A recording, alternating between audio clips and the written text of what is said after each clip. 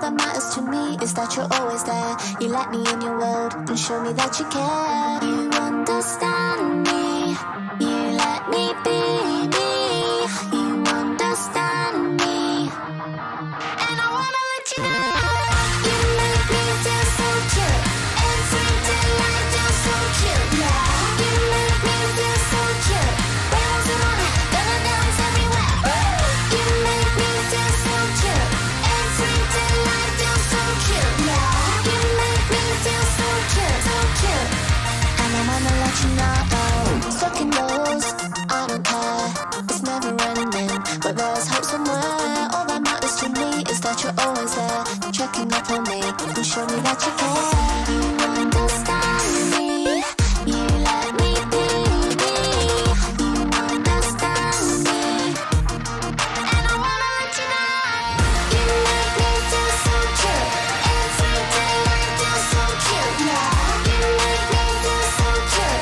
Rainbows in my head, gonna dance everywhere. You make me feel so cute, every day I feel so cute. Yeah, you make me feel so cute, so cute. And I wanna let you know.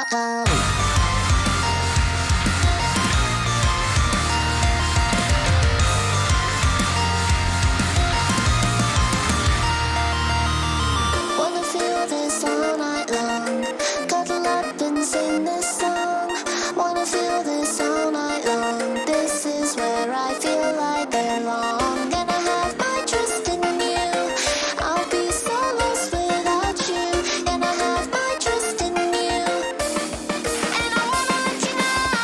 You make me feel so cute, every day I feel so cute. Yeah, you make me feel so cute. Rainbows in my head, gonna dance everywhere. You make me feel so cute, every day I feel so cute. Yeah, you make me feel so cute, so cute. And I wanna let you know.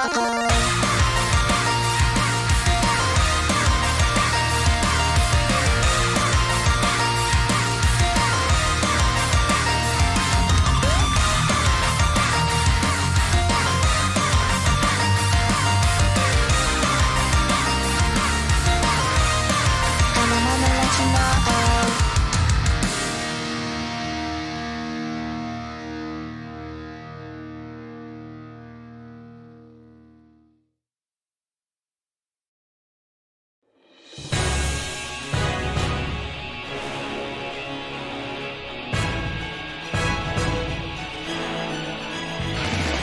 This is my escape. I'm running through this world and I'm not looking back. 'Cause I know I can go where no one's ever gone and I'm not looking back. But how will I know when I get there? And how will I know when to leave? We've all got to start from somewhere, and it's right there for me. The possibilities are never ending. I see it, and now it's all within my reach. And the possibility, I see it now. It's always been inside of me, and now I feel so free. And the possibility.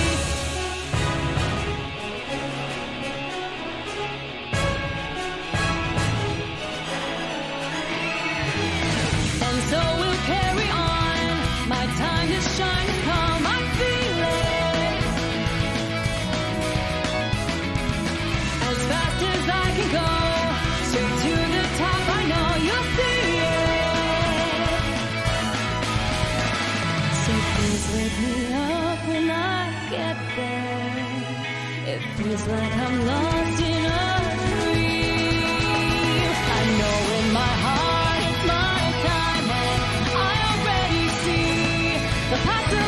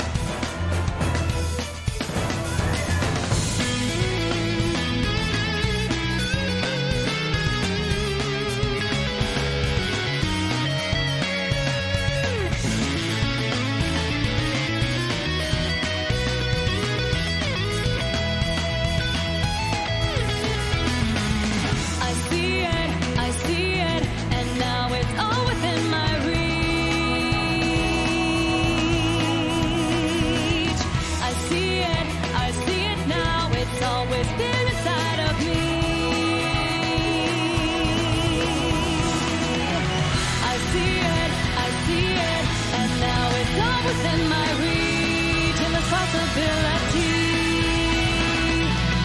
I see it now. It's always been inside of me, and now I feel so free in this possibility. In this possibility. In this possibility.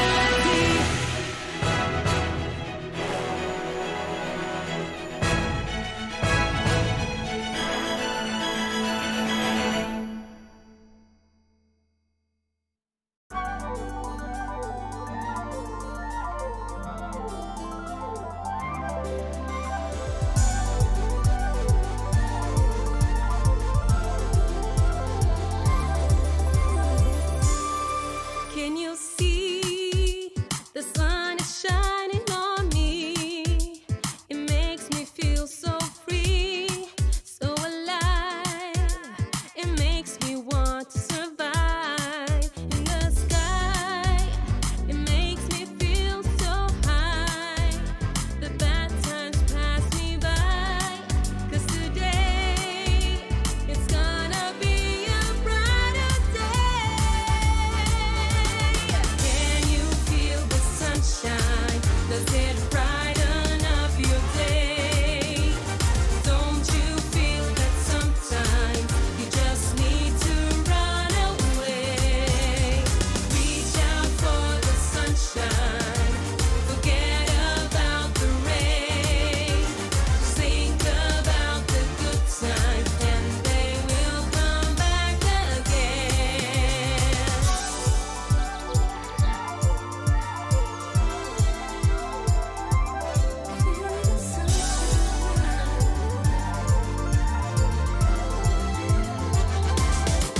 Without you, there's nothing for me to do. Can you feel the sunshine too? It's coming through. It makes me feel brand new. When you're here, I wish you were always near. 'Cause everything's so clear. And today, it's gonna be a brighter day. Can you feel the sunshine? Does it brighten up your day? Don't you feel that sometimes you just need to run away? Reach out for the sunshine. Forget about the rain. Just think about the good times, and they will come back again. I feel like I am waiting for another day when the clouds roll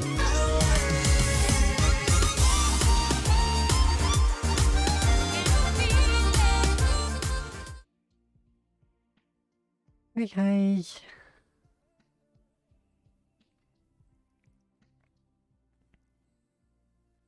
Hey.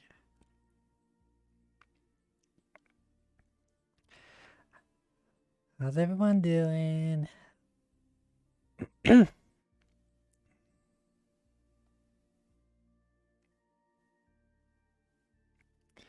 Okay, so I have to apologize in advance if I'm still kind of coughing a bit and clearing my throat. I've still got that going on. It takes a while to fade.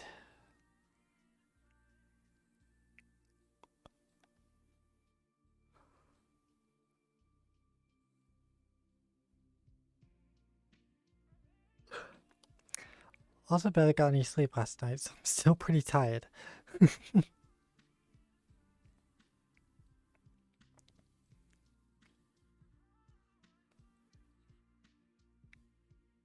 So far so good, doing fine.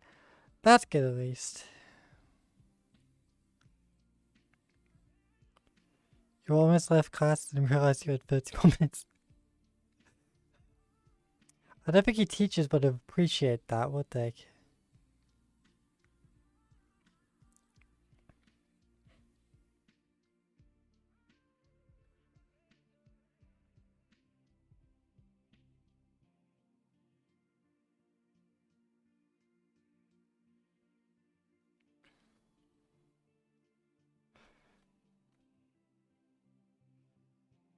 Okay, this is weird.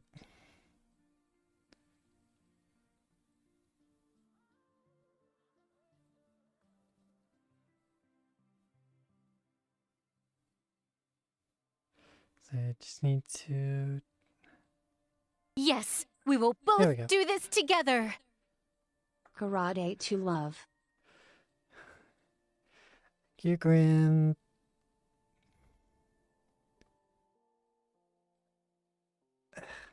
So I just kind of readjusting my screens, my setup, because I still haven't moved them from like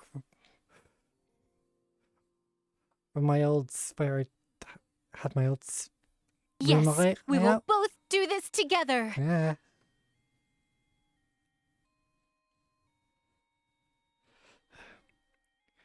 So we do one thing at a time. Wait.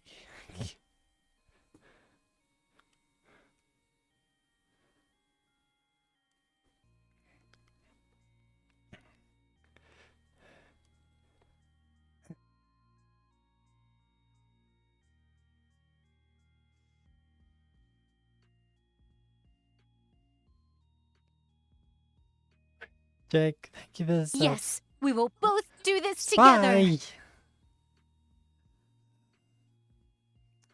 Thank you for the gift subs away. Sorry, it's a bit, like I say, on camera is a bit weird. I'm trying to like do multiple things.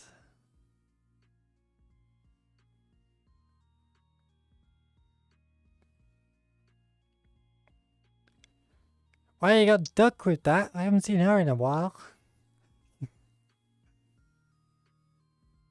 Yeah, she's too busy like making out with a girlfriend.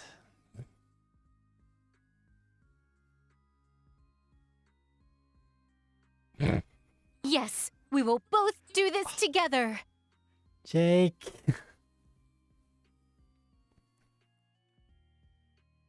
Hey, you got God with that. Thank you for the gift subs. I was actually just gonna say, to make people aware, if you're not already, tomorrow I will be doing the Discord stream for my subs. Move that down. That's better.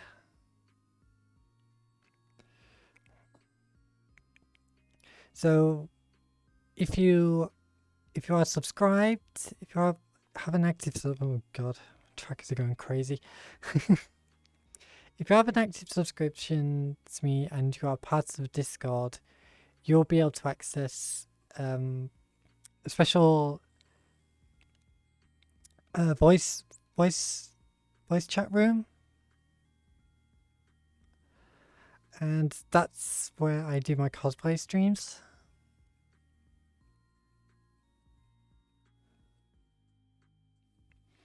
So again, if you are subscribed, you can see it. So if you actually want to see me cosplay, get subscribed, get in the Discord. Yeah, cause I was meant to do it. I was meant to do it a while back, because like you guys met the goal in I think it was in January, wasn't it? I was meant to do it in February, but then it was like, obviously everything just kept happening, so I was like, well, that screws that plan. So I'm getting it out the way now. What cosplay we get tomorrow? I'm not saying. I don't have to tell you.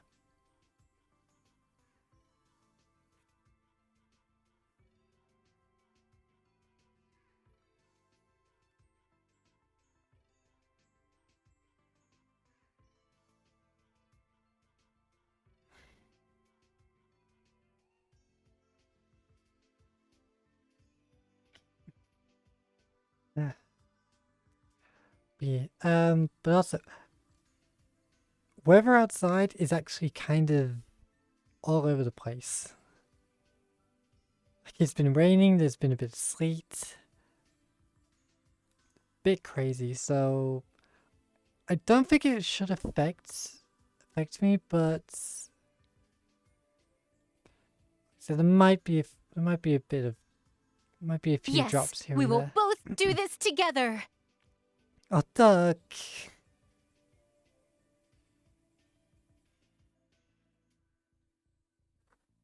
Oh, Duck, did you specifically look for those people, or was it just random? Because you got Waro, you got Clow, you got Ghost, and you got Sally.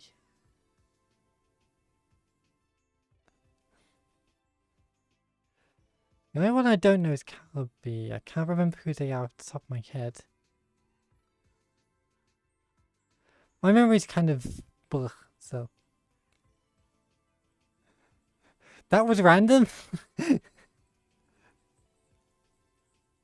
You got 4 people I know, 2 of which are technically part of my mod team.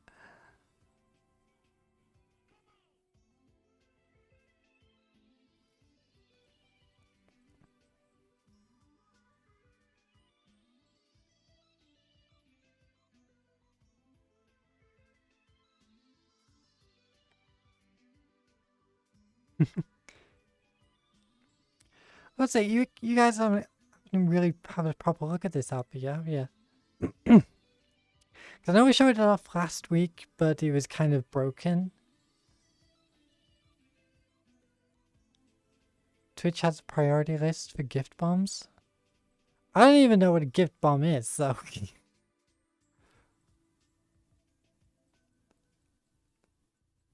I know we're just like doing a gift subs app, but I haven't seen a gift bomb.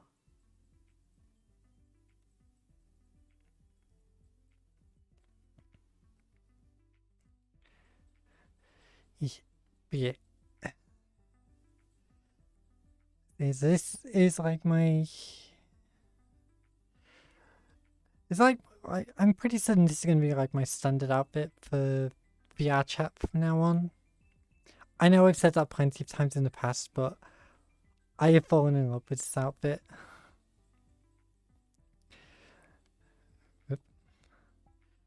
See, because I can still like swap over and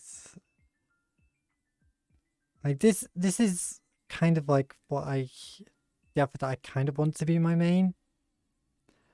But I'm kind of going for like the Neptunia vibe while I'm in VR chat. Yeah, just for VR chat, I'm kind of going Neptunia. So it's like, this would be the equivalent to my HDD form, essentially. And this is like my standard. I want to create like a proper transition between the two. But yeah, I love this outfit. It really has grown on me. Because it was the actual outfit. I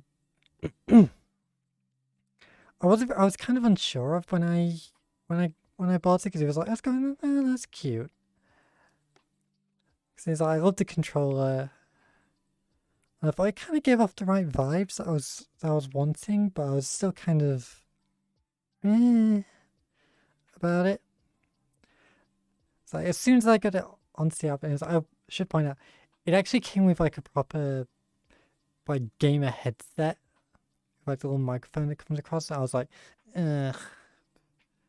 Especially when I found this hairstyle with these headphones attached to it. I was just going, this works. This hairstyle with this outfit, it just works. Like I said, I've just fallen in love with it.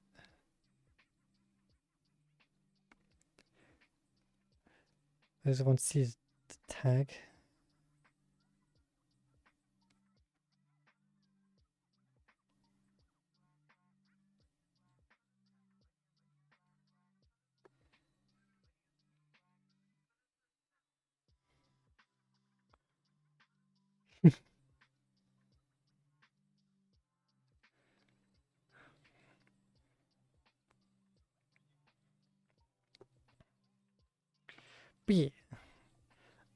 But yes, I can, as you've kind of seen on Twitter, if you've follow me on there.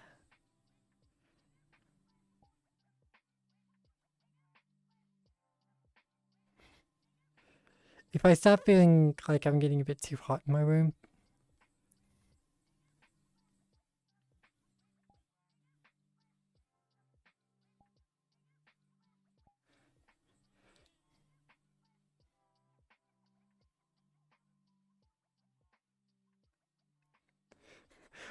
can I classify this as a swimsuit? I don't know. Like, I'm going, should I buy a new swimsuit just for this, or can I classify this as a swimsuit?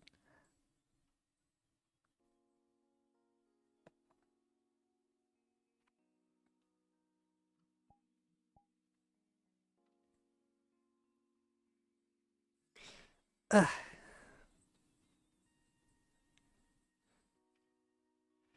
You think so?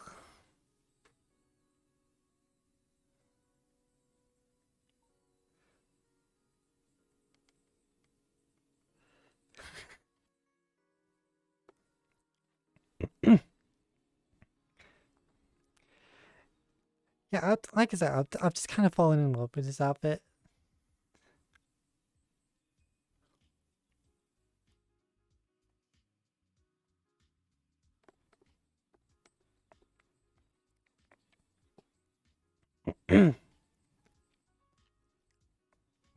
Sorry.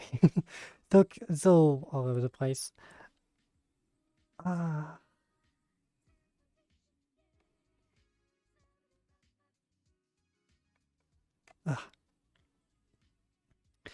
So, what was I going to say? Oh, yeah.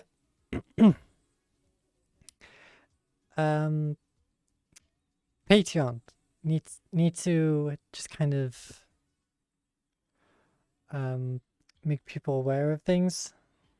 Now, I've already been talking about this with my patrons. So again, if there are parts of the Patreon, get in the Discord, that's where I basically post everything. Like, I don't actually really do anything on the Patreon website because it's kind of not worth it. Because, yeah, it's just like, oh, they send an email out every time I make a post, and it's just like, most people who are joining me on Patreon are already part of the Discord, so why don't I just do everything in there? You know, that's why I don't post much on Patreon itself, because it's like, there's no point. Do it all in Discord. But yeah, so this Thursday is Sword Art Online again. That is the selected game. But I am going to be trying to essentially get through the entire thing. As there's not much, I mean, there's not really much left. There's the end game of the main story, then there's just the DLC chapters. That's all that's left.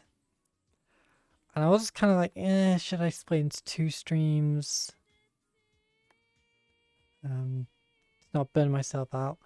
But then I kind of realized that if I get through all of the rest of the game this week, then I will have officially done like 40 streams with the current setup. You know, like in terms of like all the games in terms of all the stuff that I've saved. Hi. Hi, Gray. Give her the bits. But yeah, it's like I will have done like 40 streams that I have saved. I'll put it that way, because it's like there has been like a couple streams for the Patreon that I haven't saved in some way. I don't think there was many. Like I think most of the streams I did save, at least to some extent.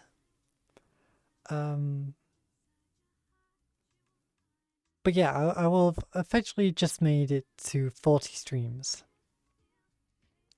It's like, for me, that's like, yes, perfect round number to end it on. Like, I don't want to have it go to 41 because that's just going to annoy the ever-loving hell out of me. I'm one of those types. What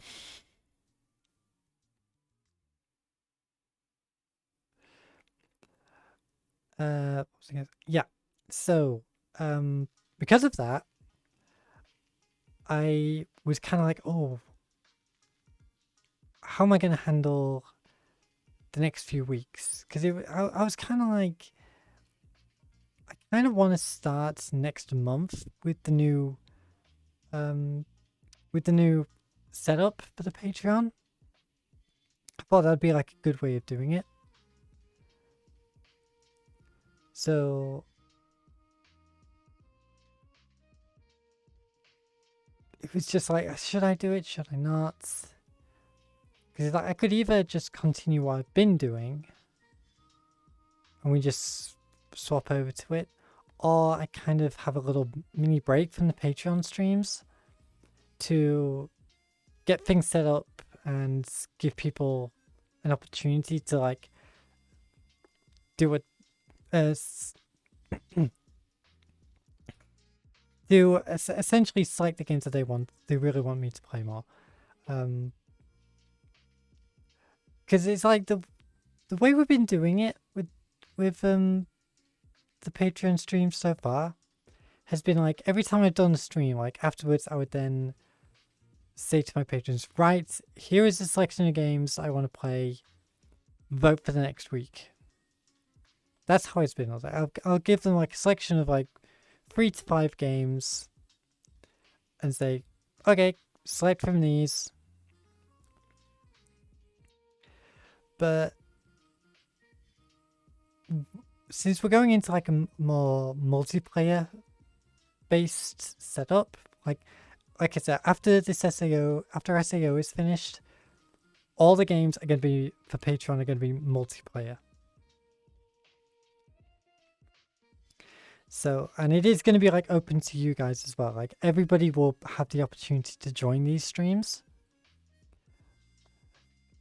It's just going to be the case of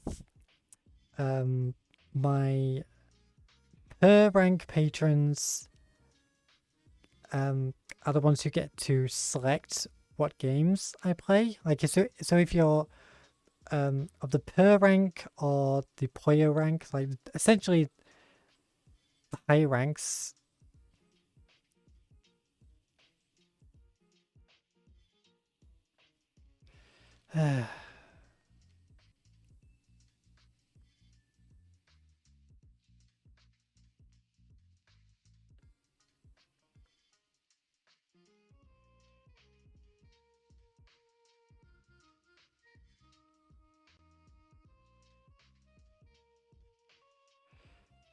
Thank you, Jake.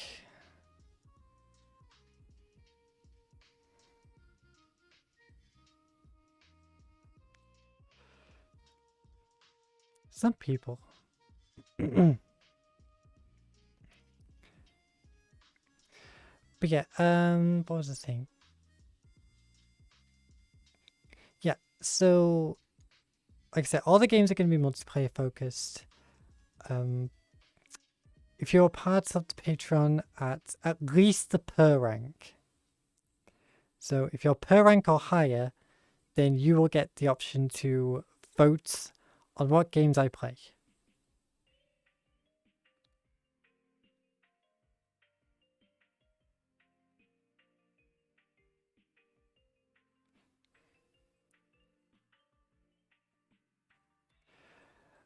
The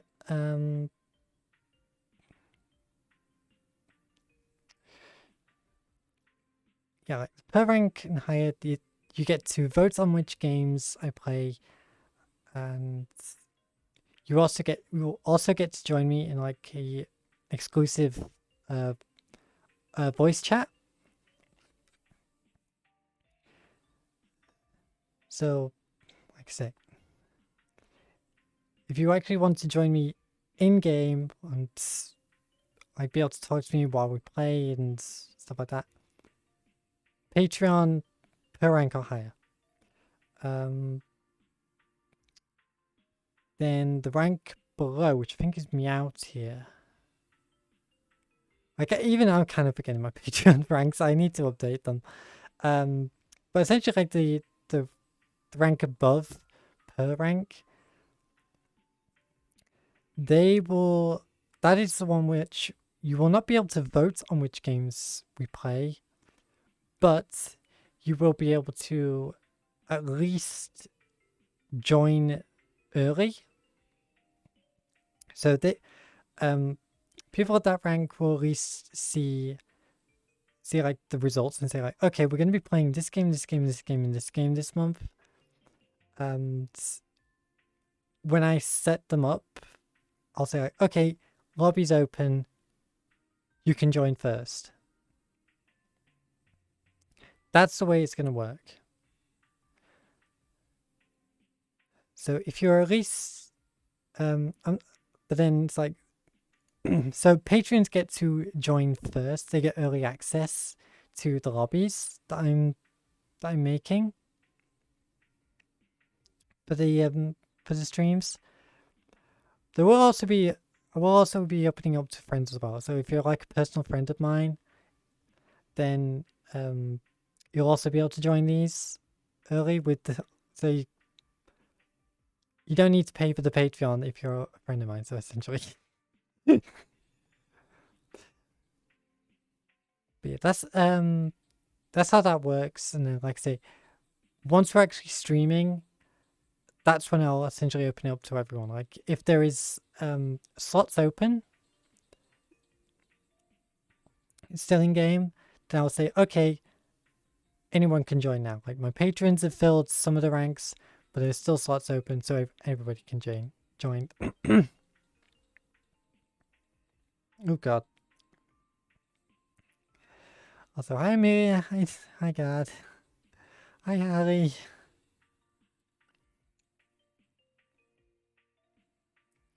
So I just really had to get the explanation for the Patreon ranks out the way.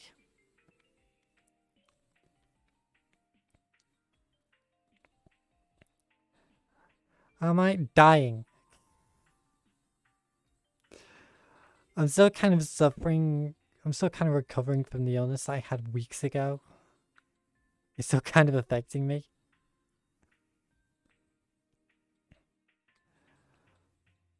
It's one of those things where you just constantly feel like you got something stuck in your throat and you just cannot seem to get rid of it. That's why I'm constantly like having to clear it.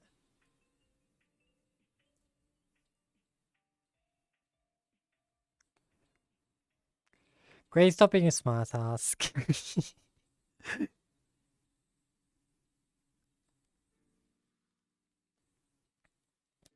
But yeah, we were just sort of like explaining the Patreon setup for the next few weeks. So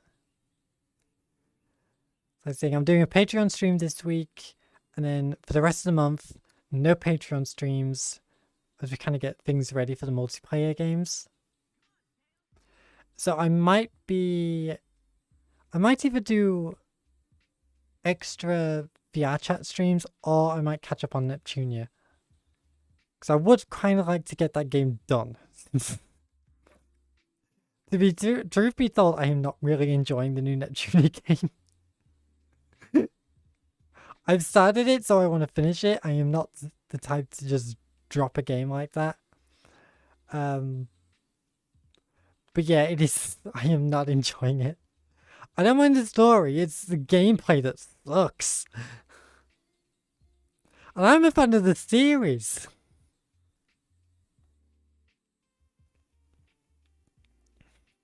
Hi, Reaper. I'm a Neptunia fan, and I can openly admit that the new one sucks. I just want to get it done. What's weird is like when I've been looking things up online, we're actually quite far in already. I know I haven't touched it for a couple weeks because of reasons, but yeah, we're actually pretty far into the game already. So I don't think it would take too much longer for me to finish.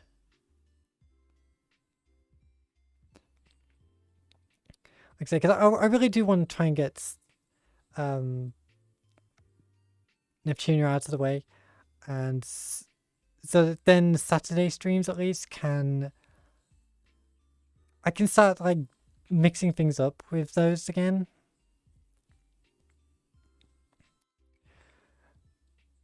Because I want to start playing other games. I know it's like technically I could just take a break from Neptunia for a bit until I feel like, okay, I'm ready to finish the game. But I just kind of want it done. Just want it out the way.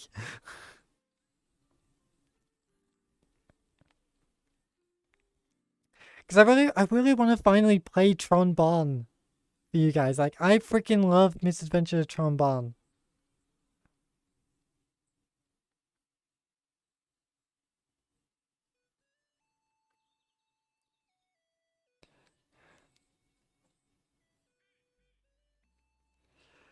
Like, but that's like my favorite PS1 game of all time.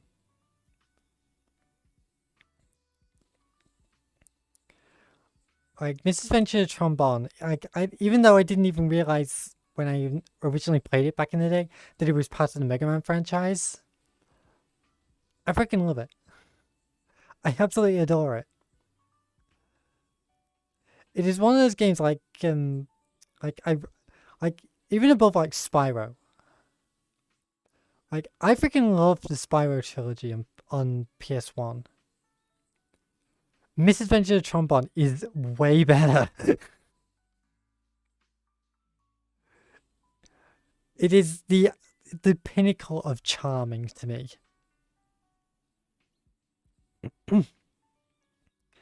And to me, like I've just kind of been putting it off because I've been like, I wanted to kind of save it for a special occasion, maybe. Because I was kind of tempted to have it be part of my birthday stream this year. Yeah, because I know already I'm going to continue Skies of Arcadia, like I usually do. But I was going, oh, what else could I play? And I was like, I could include Tron Bonne.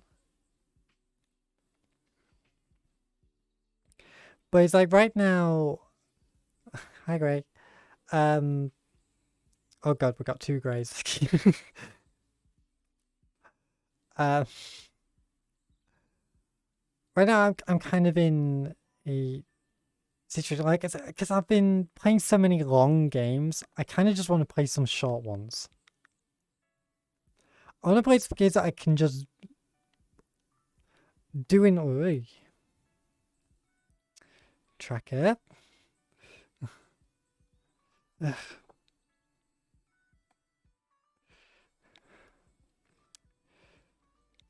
Biggest problem with my current setup is it doesn't like my trackers. But yeah, I want to play some short games. Unfortunately, I'm kind of struggling to find any short games. I've got Tron Bonne, I can do that. But I'm like, oh, what else? I just want to take a break from like the RPGs and such. I'm just like, oh, what else is there? That's kind of the unfortunate situation I found myself in. It's like a lot of the games I want to stream now are RPGs. So I'm just like, oh god.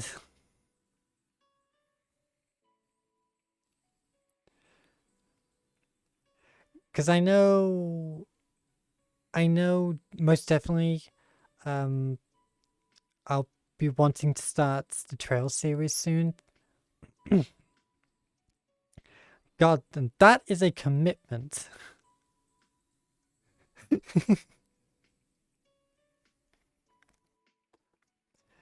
Let's think about it, because there is 4 Cold Steel entries. There's 3 in the Sky entries. And there's also the Crossbell duology. And then there's Tales of Reverie, which is coming out later this year. They are all connected. One ongoing narrative. It's like, fuck the MCU. Here's your continuity strangler. It's like, oh god.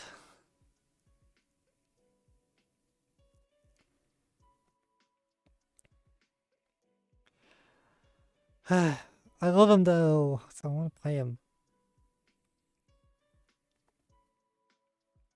It's like this, and there's also like Accubus Strip. Like, I really want to play that for you guys. So that's something that I can. It's, even though it's an RPG, it's so short. I can easily zip through it. The only problem is they're releasing a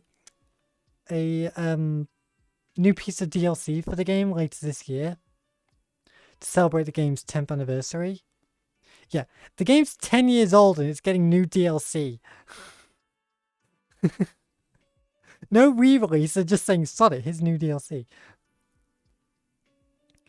But it's like, it's going to be addressing a lot of the game's flaws. Like, I'm hoping that they address the controls. Because, yeah, I love that game, but the controls are kind of way too sensitive.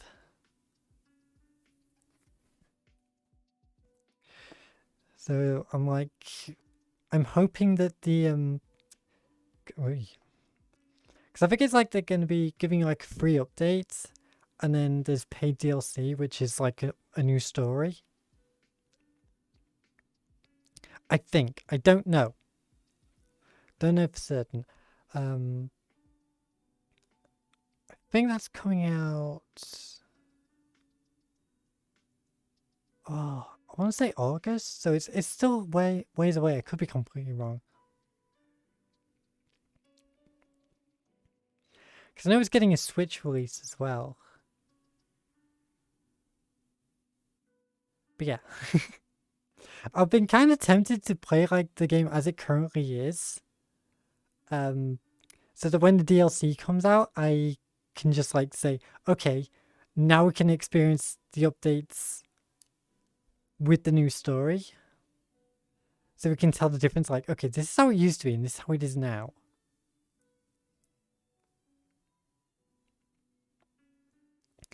That's what I've been tempted by, but I kind of need to know the game's actual release date, the content's release date, so that I can sort of plan that. Because I do kind of want to do that.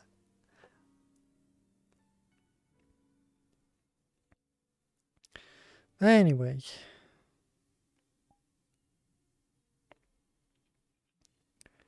Ba, ba, ba, ba, ba.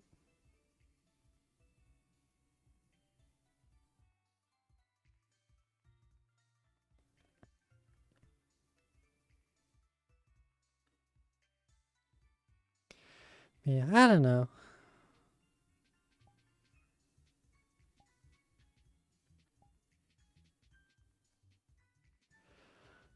Oh, God. God. I really need to move these base stations, find better places for them.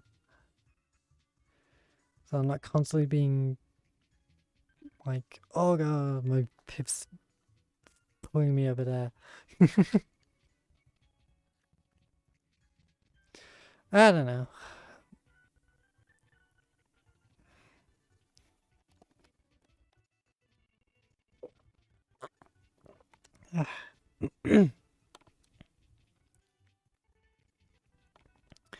Hi, Raphael.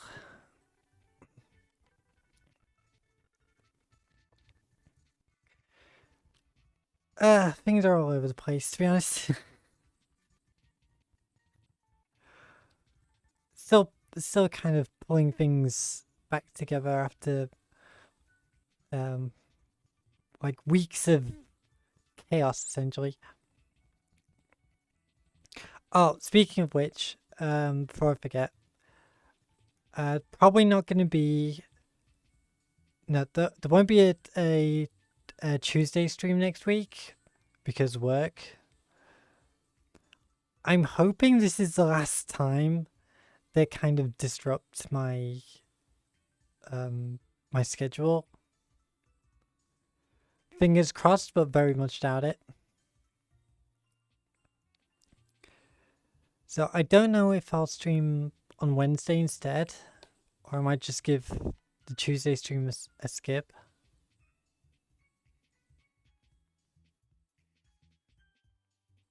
So we'll see when it comes to that, but like I said, I don't know. Stop doing that.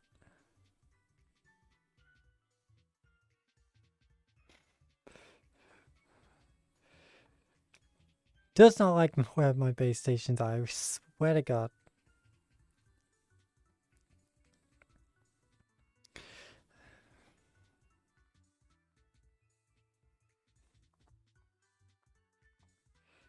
It's like, behave.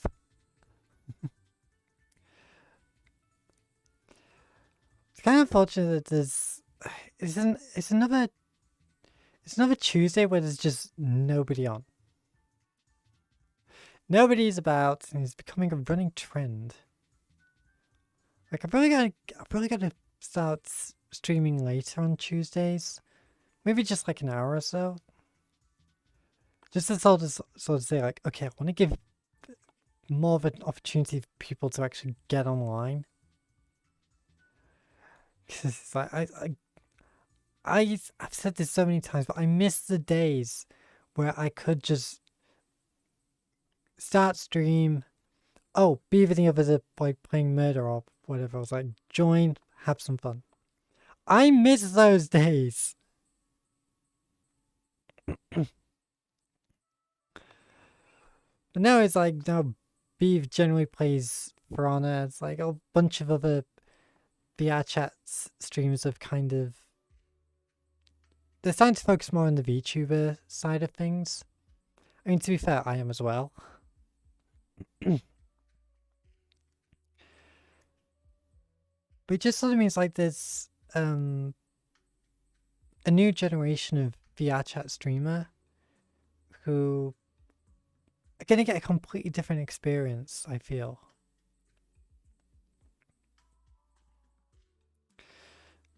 Like, because I've been thinking about this a lot, and I mean, I usually am, but I don't think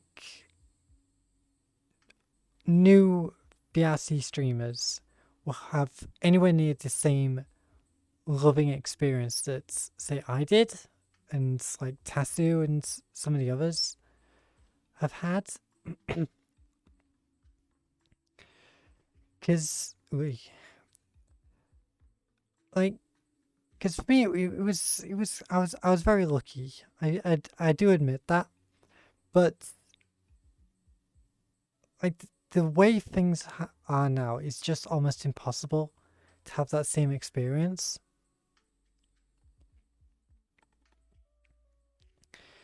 Because like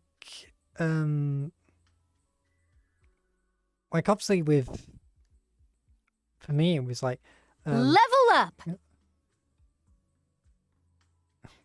Thank you for the follow.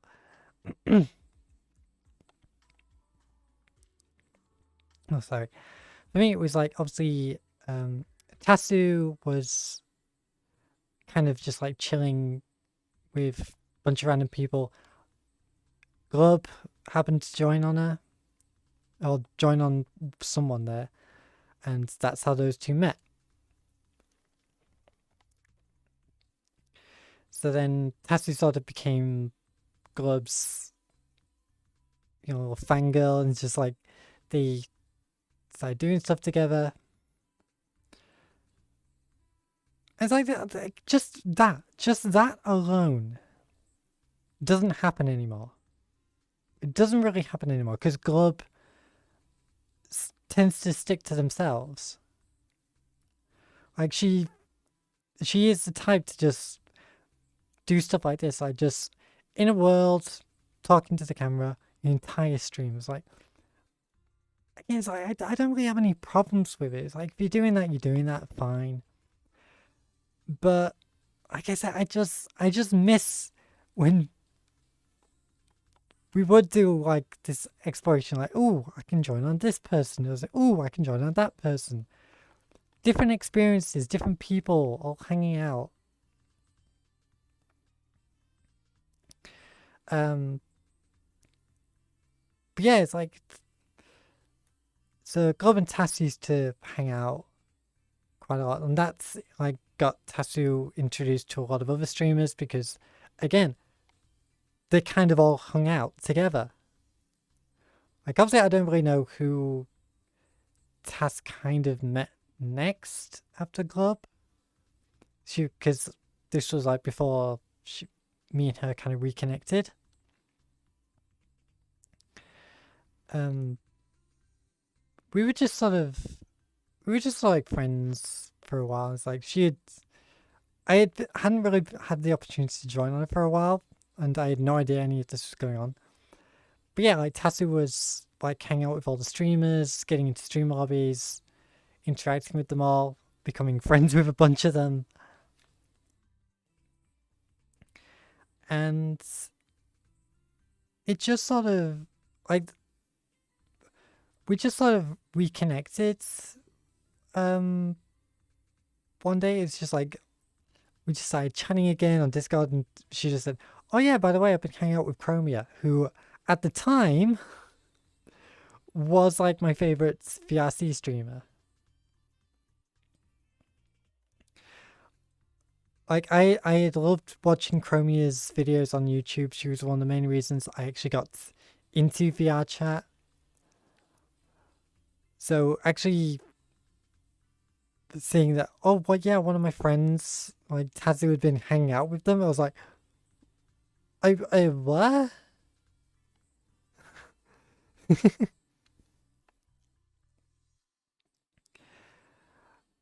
It was just like from like, because at the time I was still a mute. Oh, I wasn't really a like full mute. I was like, I was talking to select people, but for the vast majority of things, I was mute. And I actually said, okay, I will let you join these stream lobbies because I know you'll behave. Like, I know what you're like. I know you won't cause any trouble. And this was also back when my internet was absolutely shit. Like, I used to have so much trouble just loading single avatars.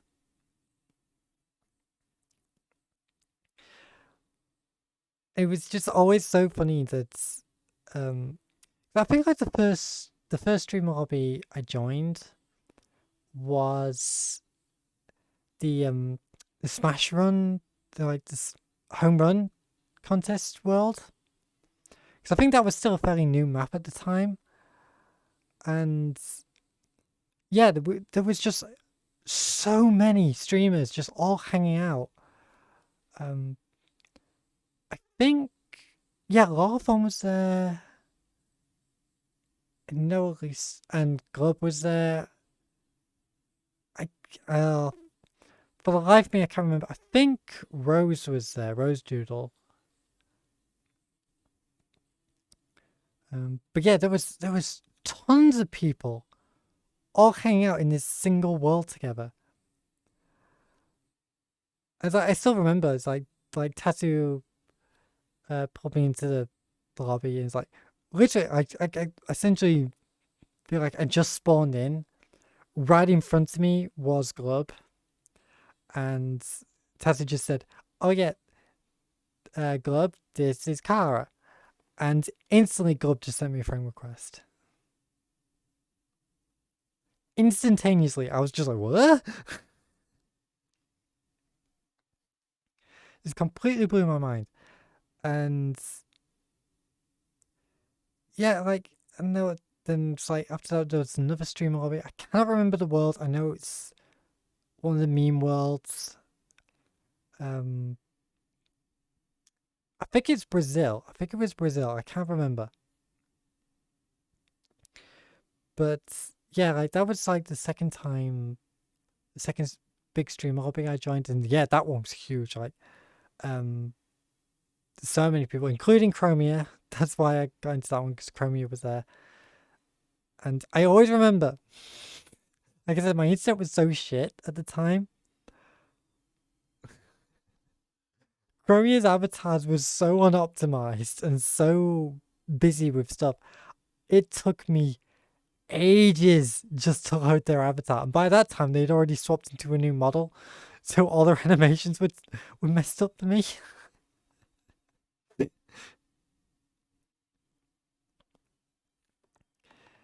It was absolute chaos and I loved it. Like I said, you just don't get that now. Like, there might be like the odd occasion where we get like a couple VRC streamers together, but very rarely is it while they are actually streaming themselves. It's usually like when everybody's in downtime, then nobody's streaming, so we're just kind of relaxing. That's like the only time we tend to really hang out anymore. Like if we're streaming, then it's boom boom boom, business. It's like you, me, camera, nothing else. That is current VR chat in terms of streaming. But yeah, it's just been so weird. Like, I know obviously like this was during the lockdowns, so there was obviously a lot more people online and able to join people. I mean, that obviously that was to be expected. But then it was like we had all the drama start up. I'm not going to name names, but people just lost trust with everyone. And it's just weird. It's just like, I feel like there was one event in particular, which again, I won't go into, which just was kind of like the first big breakup of the community. It just, I feel like after that, people did start to pull away from each other. I like my hips. Remember only too well, like, I know, it's just like, it used to be so much fun, just like, again, I have so many memories of like getting into VR chat and just seeing like Glub was in I think it's Atoll Aviva. I think, again, it's been a while since I remember the name. Like, that used to be her go-to world. This was before she really even discovered like booth models. This is back when she was kind of focusing more on like using public models that just sort of fit her. But she used to love just going into Atoll Aviva in like a friend's lobby and just letting people just like come to her. Like, there'd be like a whole bunch of us. It'd be utter chaos. It was so much fun. I loved it. As like, obviously we had like Beeves group and like their fascination with playing murder. It's like you don't truly appreciate something until it's gone. And I think it's like part of that is it's not just the fact that, well, like, we don't, like, a lot of streamers don't fully trust each other now.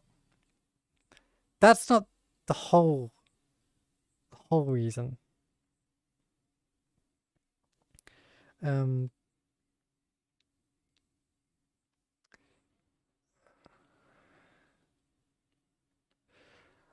As I sort of also think it's more more just with how content, that's what the word I was looking for, more content focused things became. Like, you pretty much talk to any VR chat streamer now, they're just after content. It really doesn't matter who it is. It's all about the content. It's like, oh, what would make a good video for YouTube? Oh, what would make a good TikTok? That's all most VRC streamers seem to really care about now. Like, I'm one of the very few who doesn't.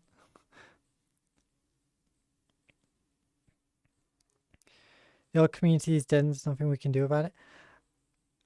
The thing is, I mean, you are right, but there is a sort of little caveat to that, in that, yes, the old community is dead, but there are plenty of up-and-coming streamers, like plenty of smaller ones, who are still hanging out with people, who are still doing what the community used to be. And that's where I'm like, oh god, why can't we see more of that? It's like, these people are doing it and there's still no problem. Why can't the rest of you? Stop acting so childish. Start socializing. This is a social platform. Like, I'm just one of those times, it's like, if you don't want people to join you in a socializing game, why are you in VR chat when you have a VTuber model? Vagrants. It's like, just get into your VTuber model. Just do a just chatting stream like that. It's like, I know I kind of contradict myself because I'm saying like, oh yeah, fine, if you want to do like streams like this, that's fine. But at the end of the day, I'm just like, right now, I am not stopping anybody from coming through that door. I think that's the difference. I am perfectly fine with people joining on me and just having like time together and having a chat. Not a problem. I am not stopping them. Pretty much all these other streamers are saying, no, I don't want anybody to join me. I want to keep it to myself. Hello, Dex. But the money are horny. Is there again, you're not entirely wrong.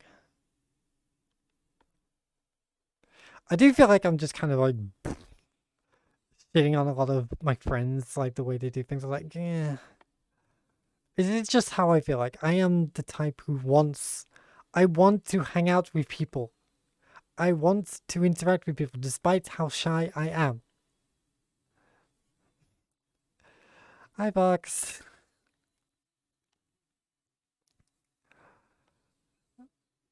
So I've always said, like, I would love to have like a small group of people just to hang out with. But it's like, nope. Not allowed that.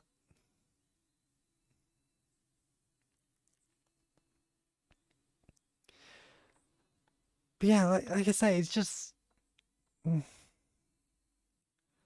I just miss, like, these old days. Like, again, like, as I was sort of saying, like, the amounts of...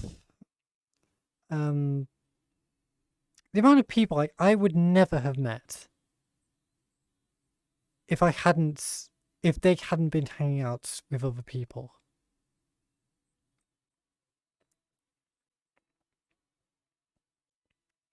Because I made a really lovely model. Thank you. Makes it worth it. Like, it makes the edits worth it. Especially the issue I had with my booba.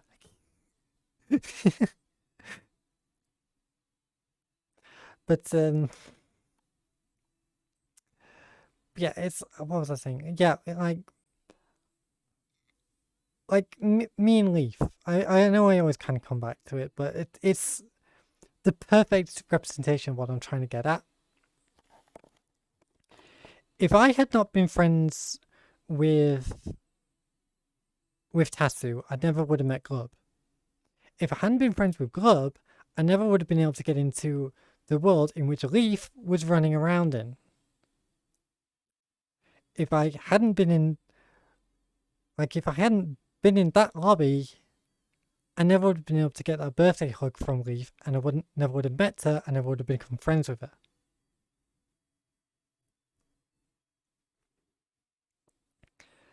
And that's how it is with like all these other people who are in my friends list.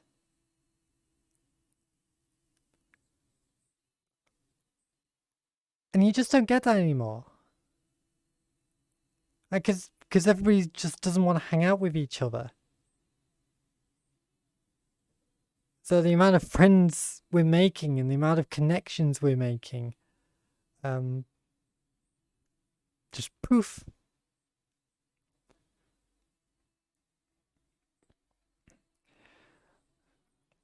It's just,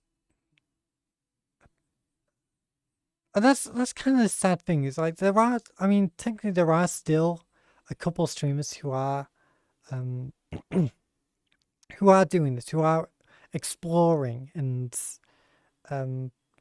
meeting like these interesting other people. Like, I'm not really comfortable with just talking to like strangers. Like I need to have like an introduction sort of thing. Like I need to be slightly aware of you before I really feel comfortable talking. That's just how I am. But I know that there are plenty of people who are completely comfortable with just like going up to a completely random person and just started talking. Only problem is, a lot of the people who are doing that, a lot of people who are like just finding these new charming people to interact with. Like I said earlier, I just after content. That's the change. It's like, it's no longer about just making friends and interacting with them. No, it's not, okay, you make me content. It's like, okay, you're funny. I like you. You've created good content for me. Like, okay, let's be friends. I'll bring you in. Level up! Dex, thank you for the ball.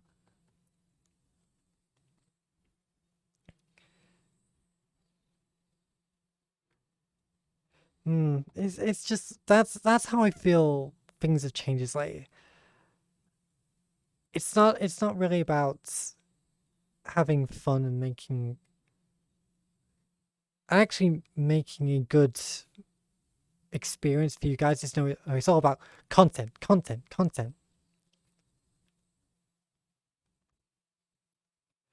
I also get how you feel. I kind of joined one of the roleplay groups in VRC to meet more people again. Same. Exact same. Like, because for those unaware, like, I am a member of the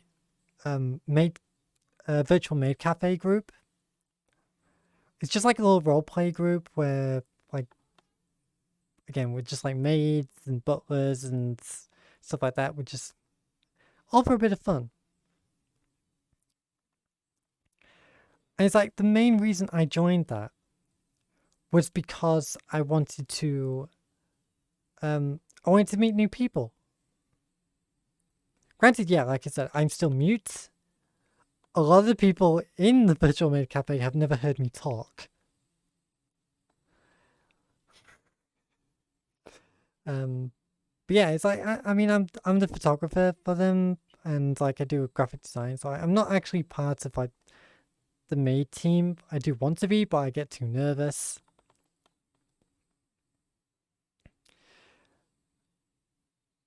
But that's the thing, is I've met so many people just from being part of that group.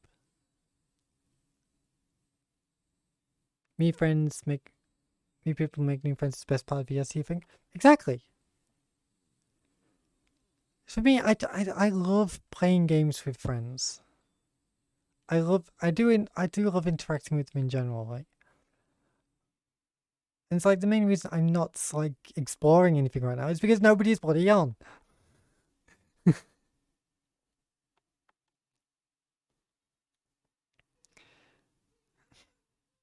I swear.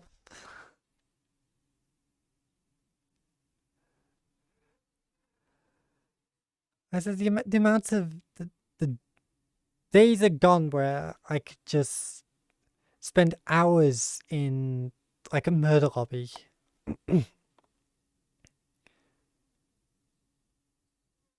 So I just miss that level of interactivity. The biggest problem is that a lot of public lobbies now is like, obviously it's a common thing, but it is true, are just full of kids. I tried to join some community meeting in VSC, but I'm shy. Someone's like, yeah, I can understand that.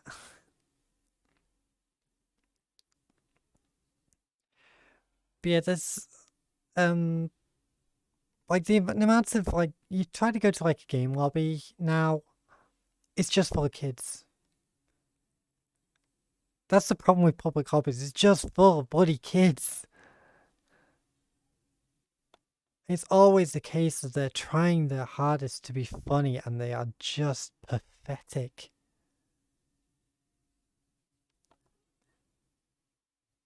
It's like they're either trying to be funny and it's just like, why is that funny? It's like, no. And then there's also the ones who are just trying to be offensive. Like, they just think like, oh, it's so funny to offend people. Ha ha ha ha ha ha ha. What's the funniest thing to me about all this is that a lot of these kids are visitor rank, like the bottom tier rank here in VR chat. I have visitors muted, so I don't hear them at all. I don't even see their avatar. They are just a floating grey robot to me.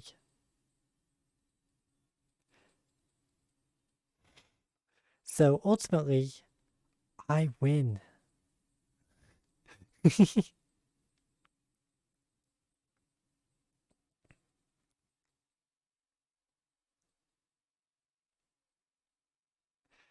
Hi, Loopnik.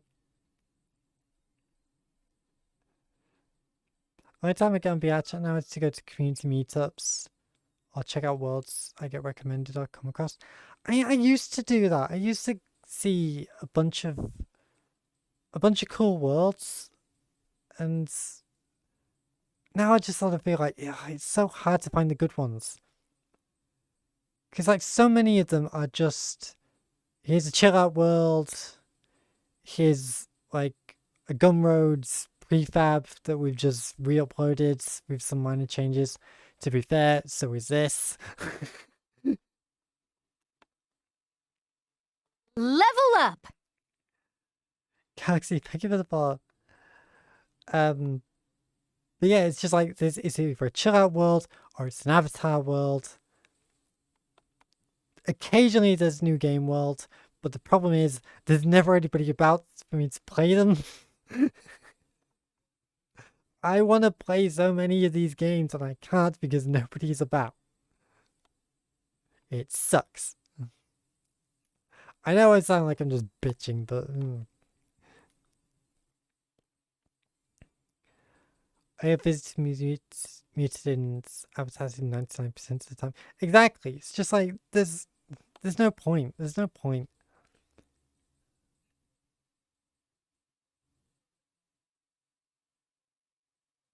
You sound like my friends. I have no idea who they are, but they're probably just British.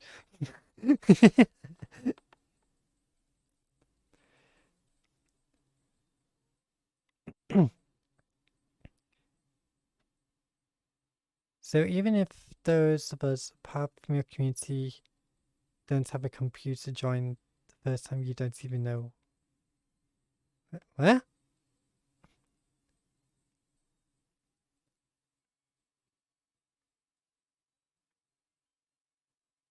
Public world can be nice, but 80% of the time a child yells at you, crasher, and avatar gets... Exactly. That's why a lot of streamers avoid public worlds. I mean, we do still, like, we obviously we never go into them on stream. Like, doing that is just, you're just asking for trouble with that. But, yeah, it's like, if I do occasionally go to a public lobby, but, like, obviously I'm not in this avatar because I don't want it getting ripped.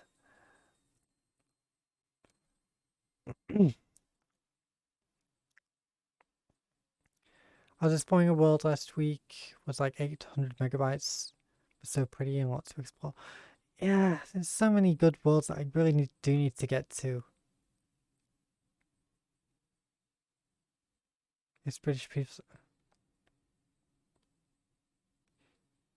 You clearly haven't actually hung out with a lot of Brits, have you? Because we know we are not.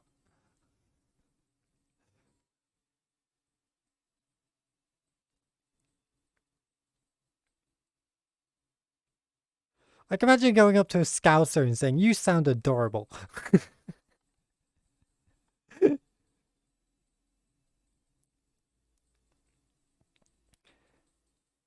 I was in the UK in October and I was scammed. I didn't get the British weather rain experience.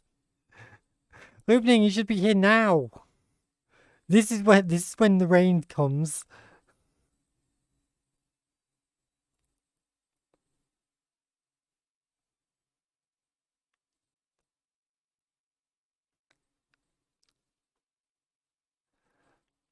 Like, we've had rain, we've had snow all in the last few days.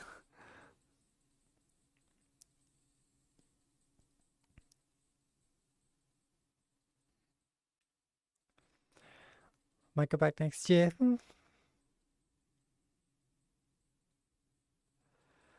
I mean, apparently, like I said, we don't have certain yet, obviously, but apparently this summer is going to be even hotter than last year.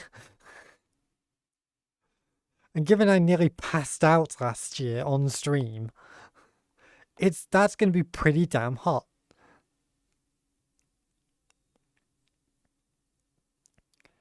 I'm going to Paris in July and Las Vegas. So you're going to both Twitch cons? My god, Lukening.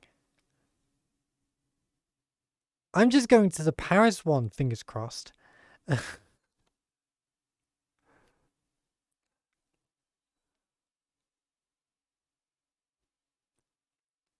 I'm not famous, so I guess if someone ripped my avatar, nobody would use it. I take so much time making my avatar. I want to use it, and not some random one. Yeah, I can understand that.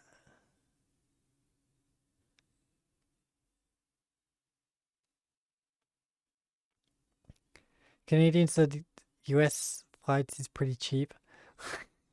Yeah, but Lupin, remember, it's in Las Vegas. So either way, you're going to be spending a lot more money.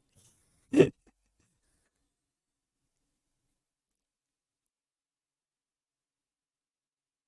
prefer Europe. Never went to US.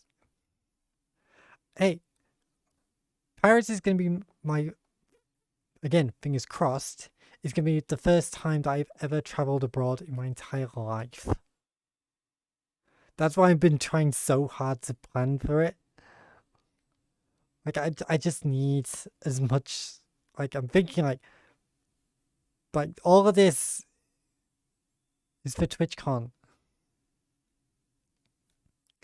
Just so I can feel like, okay, I've got enough money to do everything I want. I can get to and from, and I've actually got some left over just in case. Hi, Tilly. When is the con going to be in England again? Guards, we've never actually had a proper TwitchCon over here. We had a a meetup in London last year, but it wasn't like a proper TwitchCon. It was just like a gathering that some people organized. But there's some people who are saying that it will never come to the UK because of like space.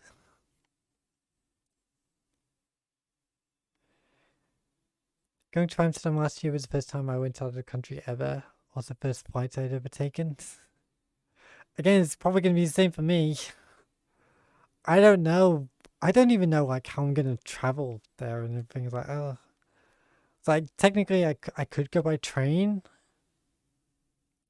Or I could fly. Or I could take a boat. I don't know.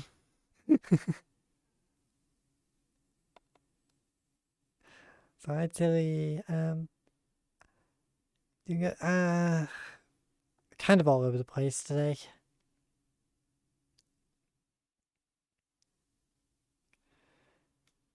If I end up deciding to try to gamble in Vegas, I am going with only limited amounts of money for it, and that's it. I know myself enough that if I didn't limit myself, I would ruin myself.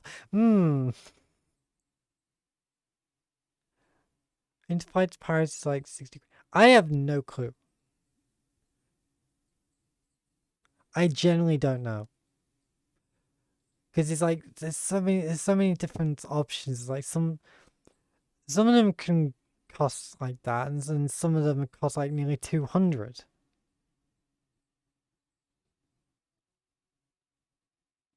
It's so like I've never had to think about these sort of things, and I get very easily confused. So it's very difficult for me to do so. That's why I needed to make certain I had enough, more than enough money, because I'm bound to make mistakes. I just don't want to be completely like spending all of my money just for this trip and then be like stuck there because something's gone wrong.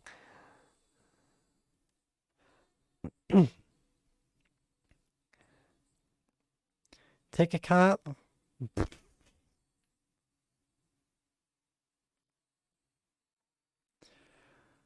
Like again, it's like this. I'm still trying to talk to some people about maybe going with them. Because it's still kind of thing is like a lot of people are still undecided whether they're going or not. So like I want to talk to some people to sort of say like, okay, we can meet up somewhere and then we'll actually travel to Paris together.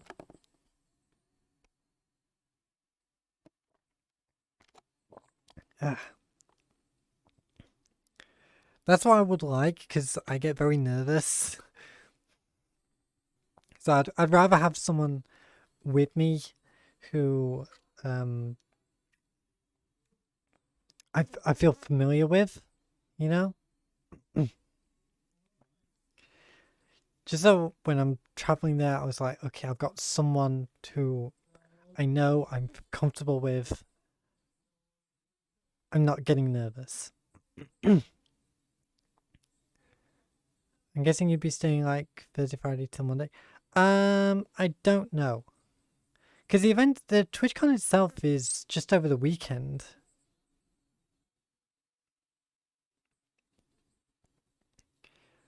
Like it's just over like Saturday, Sunday.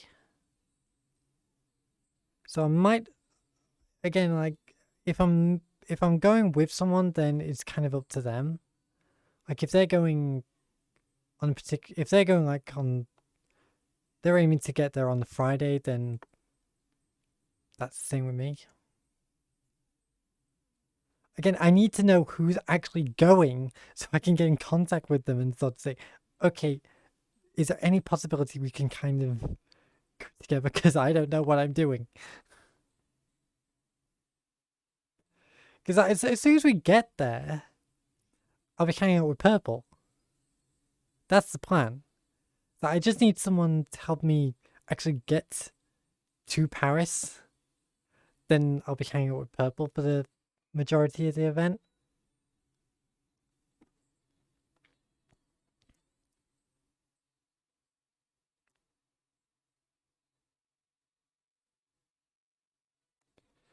I'll be in Paris for a week, Tuesday to Tuesday. I'm full with roommates already. Oh god. So, oh yeah, I've already got my passport done. That's no problem. I got that done ASAP.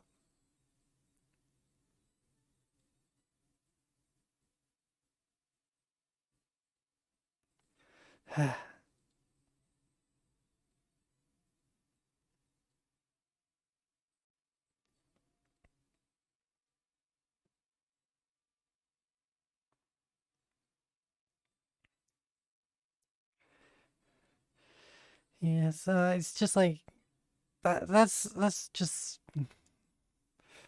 There's still so much I need to organize, but it's like I can't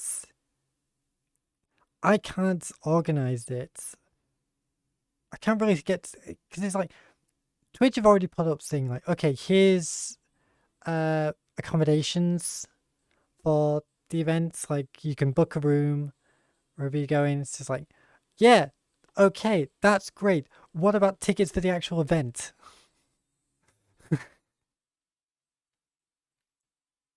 I don't even know how much they're gonna cost. So it's like,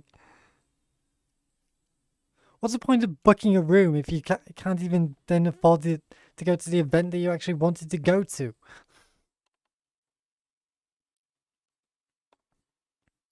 It's like I need to know how much the tickets are going to cost for the duration of the event, so then I can say, okay, got the tickets, now I can book a room. Tickets are going on sale probably in April like last year. Because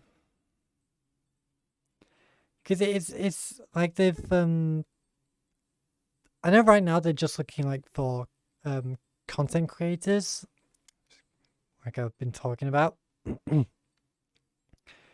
It's like, okay, we need people to, if you're interested in like doing something, performing at the event or doing something special, it's like, yeah, those are the people we're after right now. I go.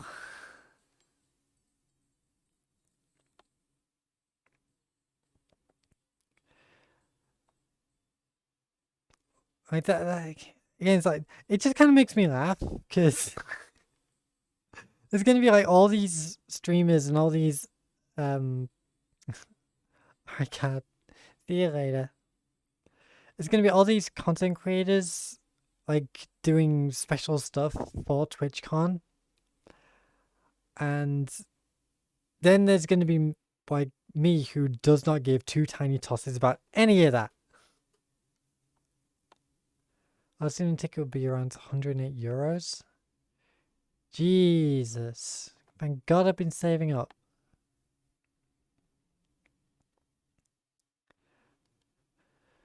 But yeah, it's like there's gonna be like all these like planned events at TwitchCon, and I'm just going, don't care, don't care, don't care, don't care, don't care, don't care, don't care, don't care.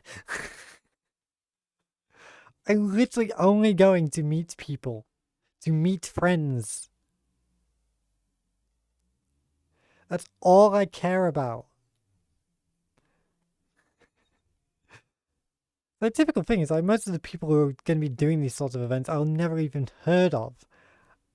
It's again, it's like, oh, this person's like one of the biggest streamers on Twitch. They've got like over 1 million active subscribers, and I'm just like, who the fuck are you?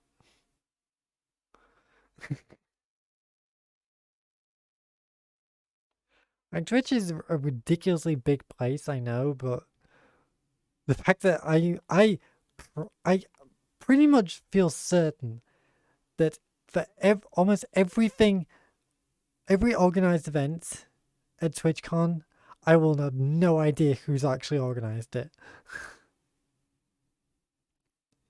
I have no idea who anybody is.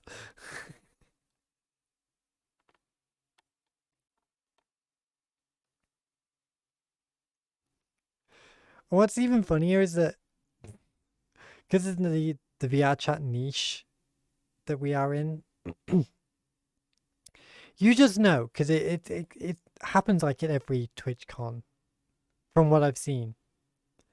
There'll be a bunch of people from VR chat who will just find a wall and just sit in front of it, and nobody will understand why there is just a bunch of random people sitting in front of a wall.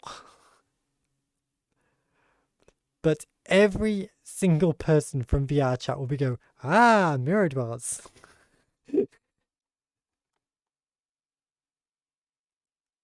Exactly. I'm pretty certain they did it in the last year's American one as well. Why isn't my mirror working? we need someone like we need someone to do like a very simple cosplay where it's literally they've just got like a small mirror attached to them. It's like saying, "This is my portable mirror."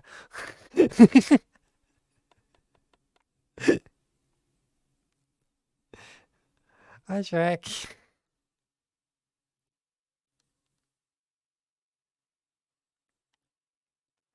I was about to agree to did that. Again, it's like I'm hoping they do that this year. Like I wouldn't be too surprised if they do, because it's like the VR chat community. We kind of end up together. We were joking about how great the World Bubble was for Puppet Kids.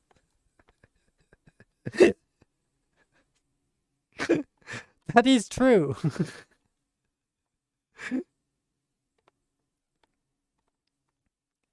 Oh man, that's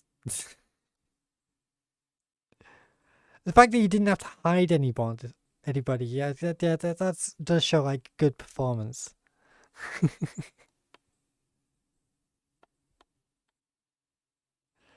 Ah, I don't know.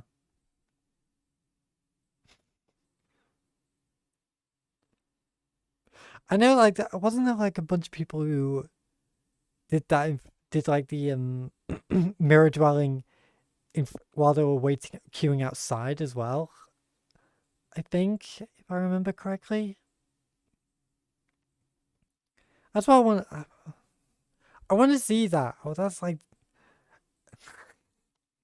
because I was actually talking to my sister about this, like, because she is also hoping to go to TwitchCon this year. But she kind of doesn't want to go with me because we're kind of from two different sides of Twitch.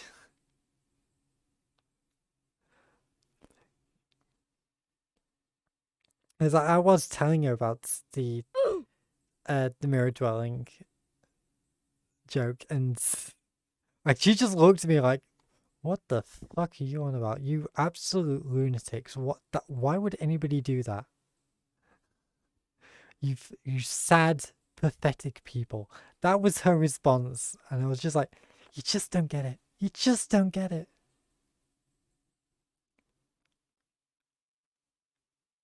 Someone straight up signing the card. Yeah.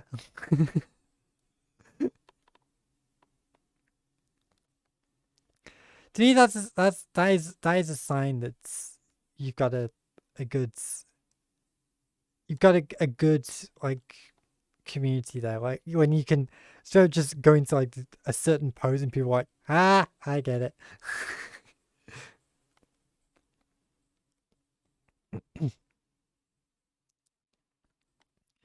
It was Peanut. Oh man. To be fair, I'm not entirely surprised by hearing that. If anybody would do it, it would be Peanut.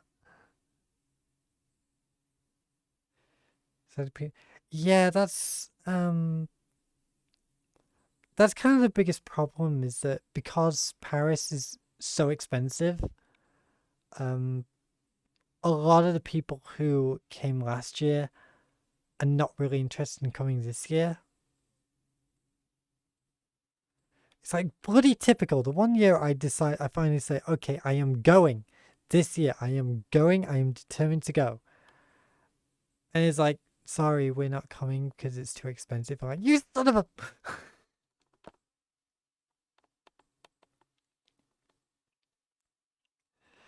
I don't know.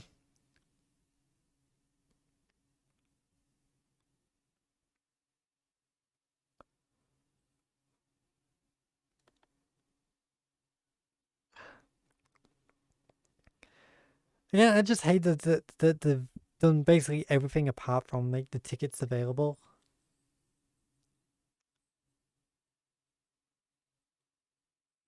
I know Cloud isn't going because tied on money because of a bunch of music festivals. Yeah, bloody typical Cloud.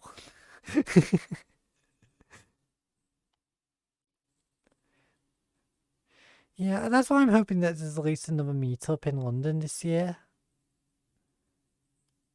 Because if I can, I would love to go to that. I couldn't go last year because I had no idea it was going to be happening. And it was going to be happening on my dad's birthday when I did find out. So was kind of just stuck.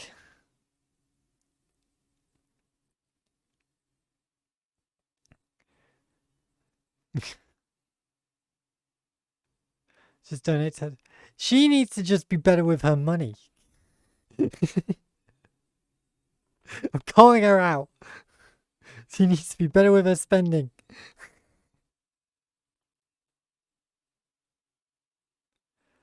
I want to go, but I don't want to leave the US.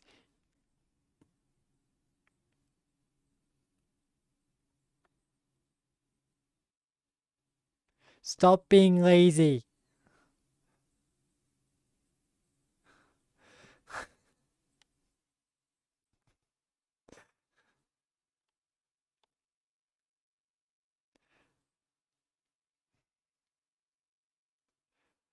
Don't worry, Telly, we're just making fun of Co. Being a lazy bugger.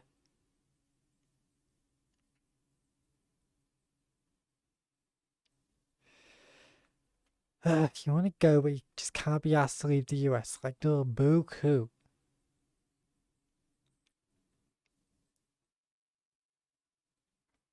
Being poor and I can't afford to. Co, you literally just said you don't want to leave the US. That's being lazy. That's not. You didn't mention a money issue. You just said you didn't want to. So that's lazy.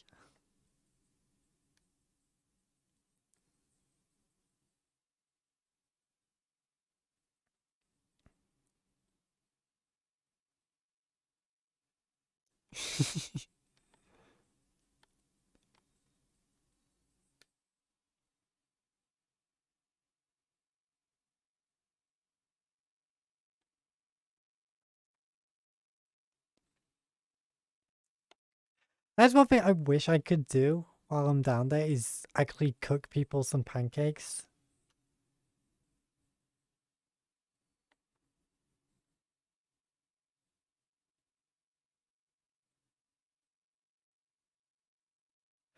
I wish with my new voice change some of the jokes like, what do you mean? What's wrong with pancakes?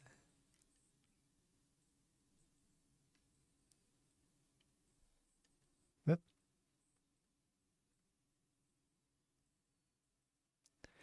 Never let me go.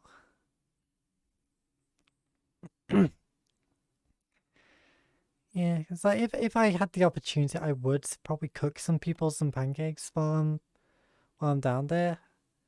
But I'm pretty certain I won't be able to get everything that I need in order to cook them. So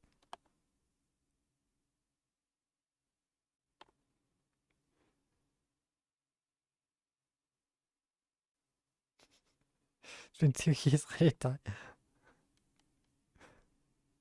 What's the problem, go? We're just talking about pancakes.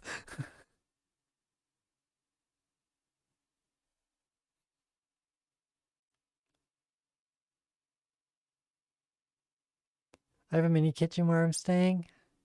Got any homework? Oh no, Tilly, I've had this for months. Like this has been my homeworld for a good while now.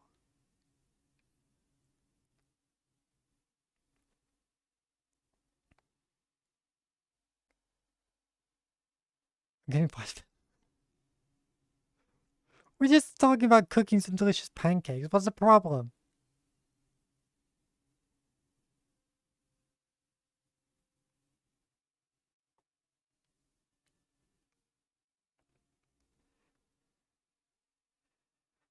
I mean, hell, I just had pancakes for dinner yesterday, so.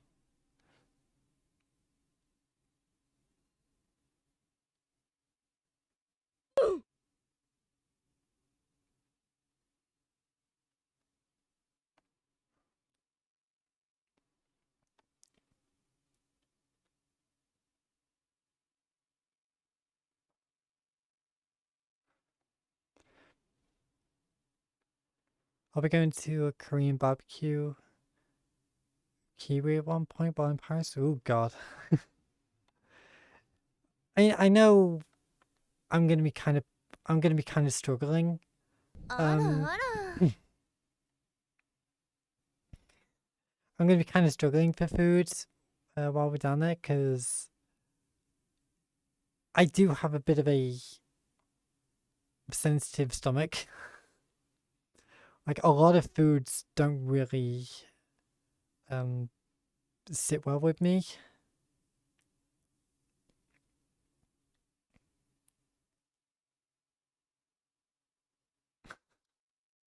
Typical Co. I want to get on. I'm too tired. I'm gonna get on.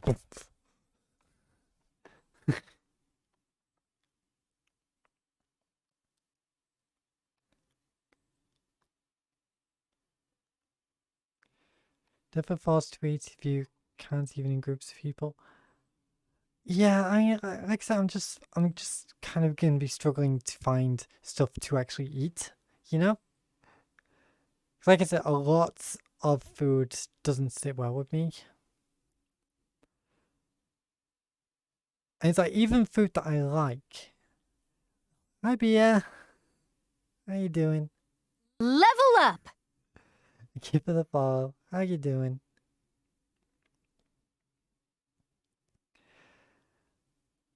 Yeah, there's like I said, a lot of foods is like, even the foods that I like, I can eat, and then, blech, because it's like it's not done the way that I would like.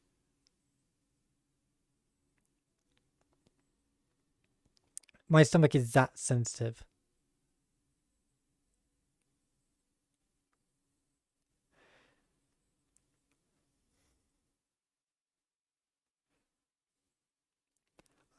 And it's like, yeah, I do want to try new foods, and I'm kind of hoping that Paris opens up that opportunity to me. But like I said, I'm just kind of like, I don't want to be made sick. It's like, I'm only in Paris for a couple of days. I don't want to be made sick. I want to be made sick when I get home.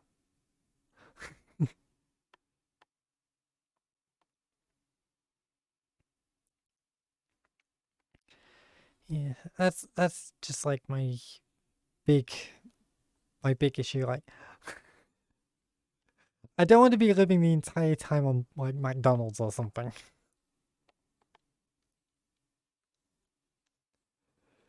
Like, just imagine like traveling to Paris, like your first time abroad.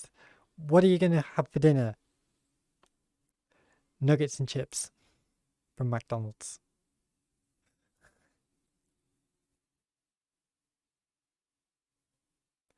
But it's like, even then, that's a 50-50 shot because it's like different different countries actually have like different variations of the recipes.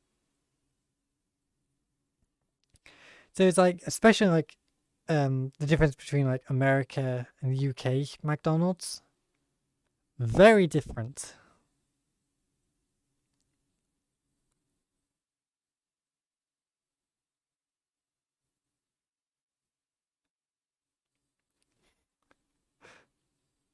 But yeah, are you approving or disapproving? Like you just go ugh. It's like, nookie and chips, ugh. Thumbs up. It's like saying, you can say that's a good choice or a bad choice. Honestly, I don't think I even had McDonald's at all while I was in Europe for both trips. Any McDonald's that isn't from the US tastes better. I mean, yeah.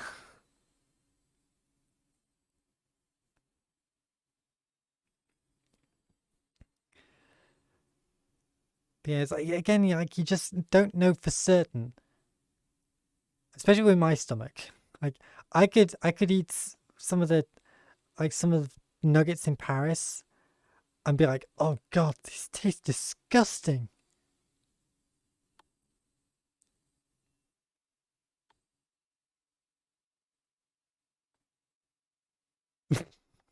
Ah, that kind of noise.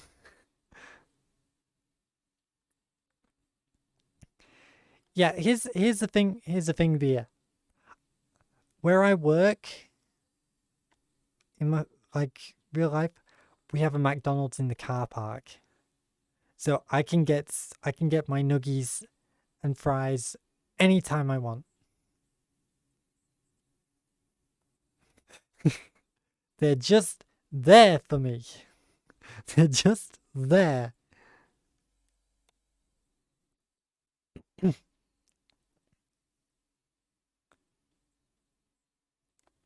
You know what was home comforts while I was in what was that, Luke? You would hope that we'd have at least some of the restaurants that started here in the US be better here. They're apparently always better in other countries.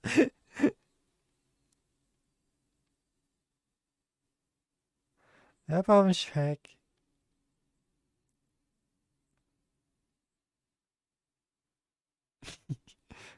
Beer.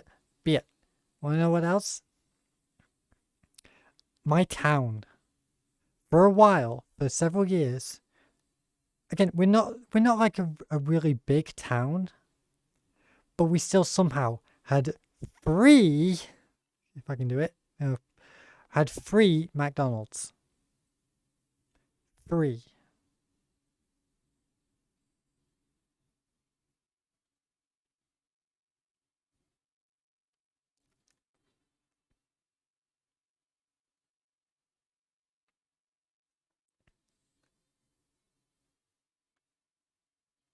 Tim Hortons. That was my. Never heard of Tim Hortons. No idea what that is.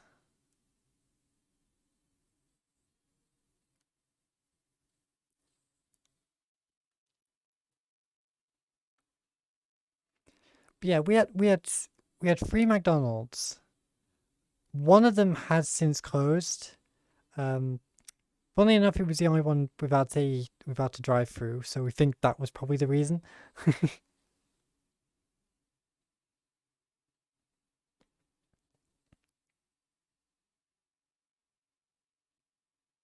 If I go there, then I can do boss. Oh god.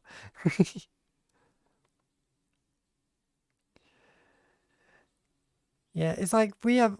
I mean, my town has we've got obviously all like the big name restaurants, at least most of them. Funny enough, we only have I think we still only have one Burger King, and for a short while, it closed down because of lack of interest.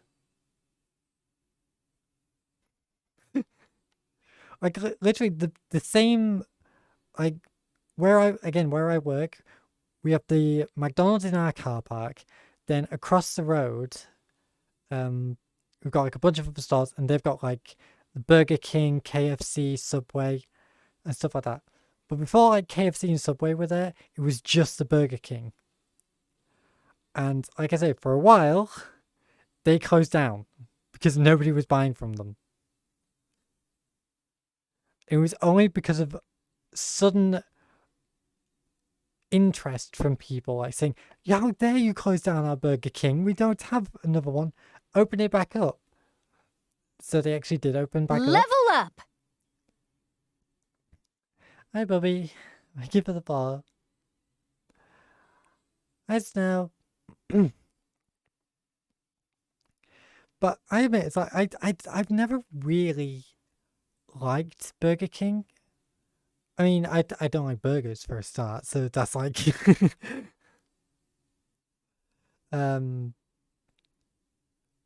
but I've tried their fries on several occasions, and it's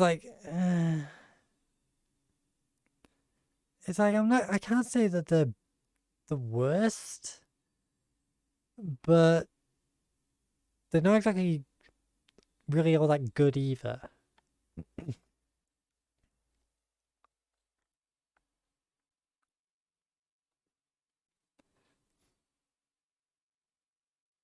KFC I've never tried. I've never tried a KFC.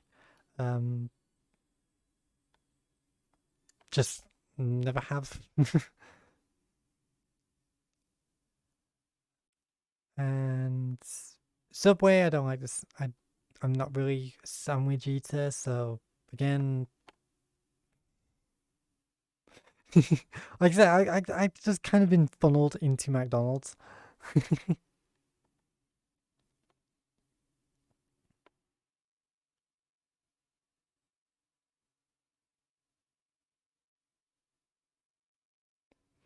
Need the old spice recipe.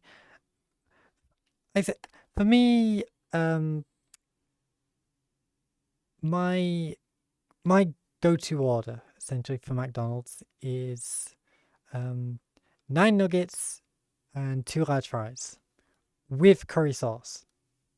I love McDonald's curry sauce.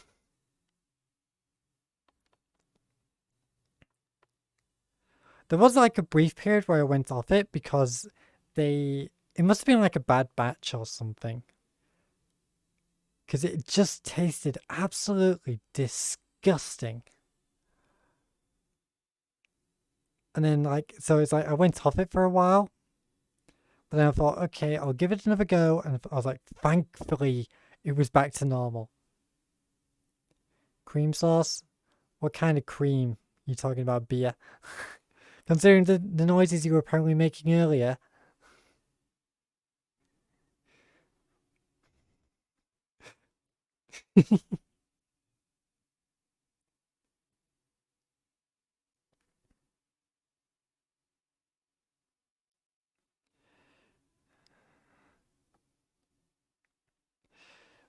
Yeah, like...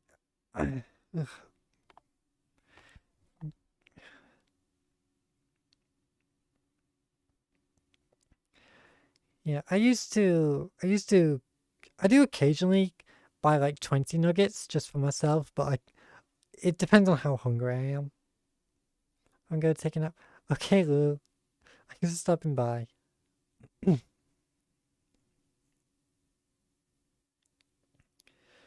Like I either like it depends on it's kind of weird. Oh yeah, I can make it all day. I'm gonna tell Leaf you said that.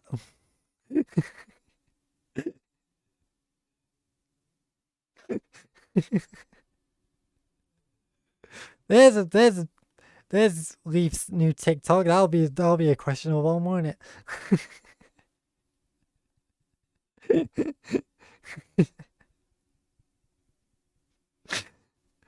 Oh God.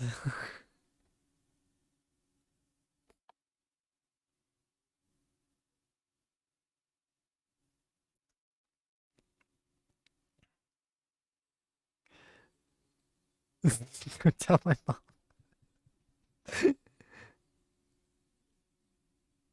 Yeah, it's like you're still too young to be knowing that sort of stuff.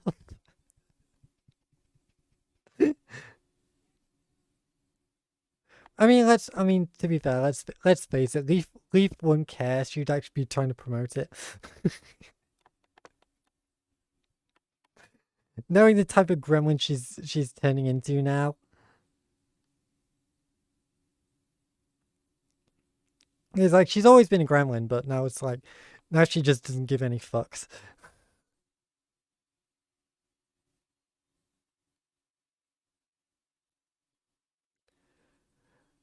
Gone are the days of the shy-ish Leaf running around various VR chat worlds.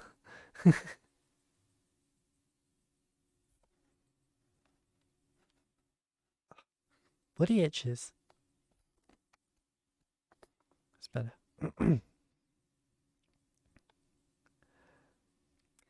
But yeah. It's like going back to McDonald's, like sometimes I can I can eat like 20 nuggets with some fries. But a lot of the time it's like I just don't feel that hungry.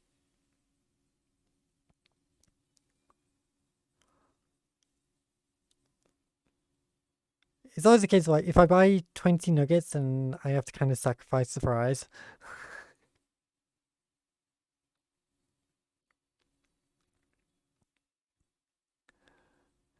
And it's definitely the thing is, like, one thing with McDonald's fries is that you kind of do have to just... Okay, let's actually put this to a kind of a vote, because I've heard people are weird and like them the other way.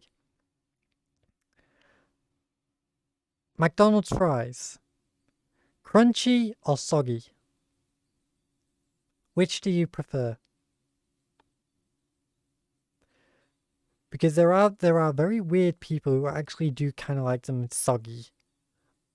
I'm like, ew.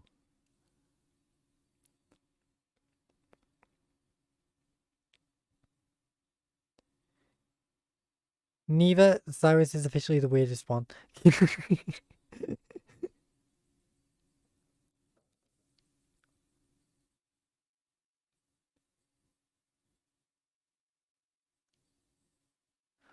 How about this? Like fast food fries in general, crunchy or soggy, like wherever you buy them from, McDonald's, Burger King, KFC, or I don't know. Do you like to eat them like when they're still very crunchy, as like essentially like just when you buy them, or do you like to just let them become a bit more soggy?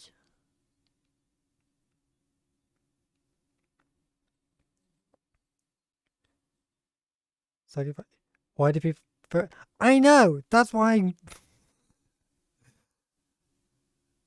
That's why I question as well. Is like actually see people who actually do legitimately like soggy fries, and I'm just like, that is gross.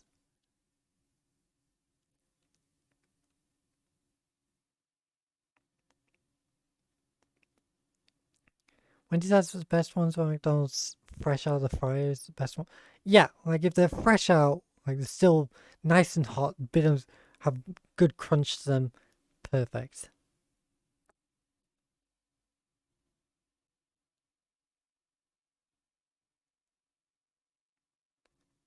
Burn and crunchy. I would still eat them if they're soggy, as long as they still taste good. Yeah, I mean, I can still eat some small amounts when they're becoming a bit more soggy. But I do try to like eat them before that happens. Like I don't like just straight up soggy fries.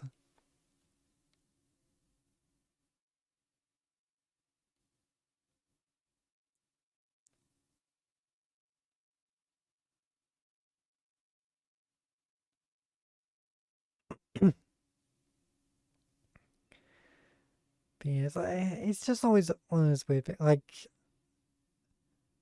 what's weird is like it's similar to like the crunchy versus soggy debate. Um, I remember talking to my sister a while ago, and she straight up said that she does not like um when the fries are like very small. Like you sometimes get like very long fries, and then sometimes you get like very small ones. They usually end up like at the bottom of the pack. Um, she says she doesn't like those. I was like, one, there's still the fries. So what are you complaining about? Two, they're usually the ones which have the most flavor. So I'm like, hell yeah, gimme, gimme, gimme.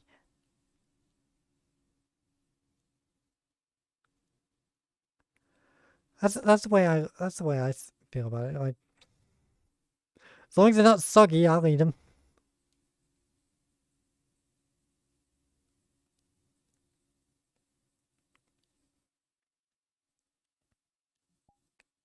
Ba, ba, ba.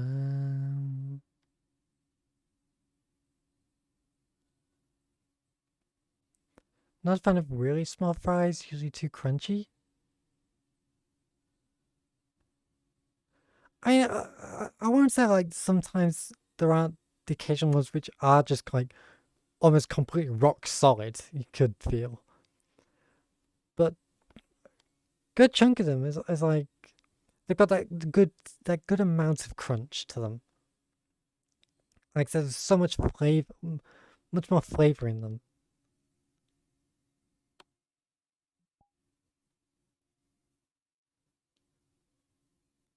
Although we're just discussing like fast food right now. American fries? I don't think I've actually tried American fries. Something usually it's just French fries.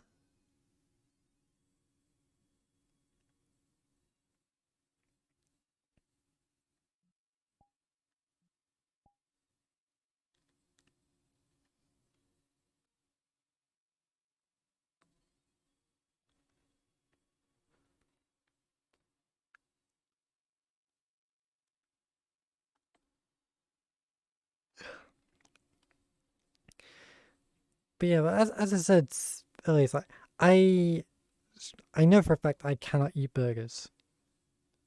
Doesn't matter what the burger is, I cannot eat it. Because this goes back years and years and years. Like I had to have been like 9 or 10 years old. So yeah, a really long time ago now. And what basically happened was, now this wasn't at like a fast food place. This was at the cafe at one of our supermarkets. Like I'm sure like a lot of you are familiar with that sort of thing. It's like you go to like one of the big supermarkets, they've got like their own little cafe area where you can order food. And this one sold burgers. I can't fully remember why we decided to have a meal there. But I know it was me, my sister, and my dad. And he kind of just ordered. He kind of ordered the burger for me. Like he was kind of miffed that I never really ate anything, so he just ordered this burger and just said, "Right, eat it." I'm pretty certain I took like maybe like I think I took like one big bite,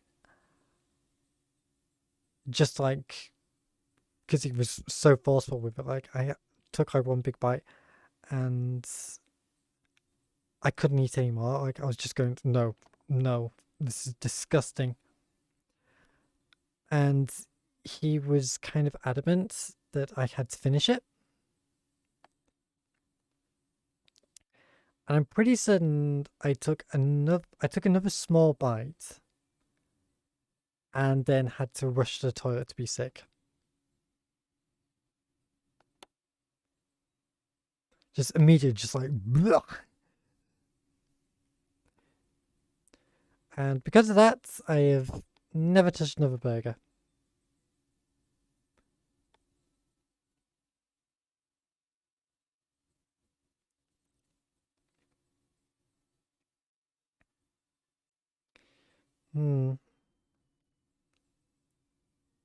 Salsa burger comedy? I generally have no idea. All I remember is they just bought this burger. I don't even know what type it was. It just completely put me off all burgers. Like just because funny enough, it's a similar story as to why I don't drink alcohol.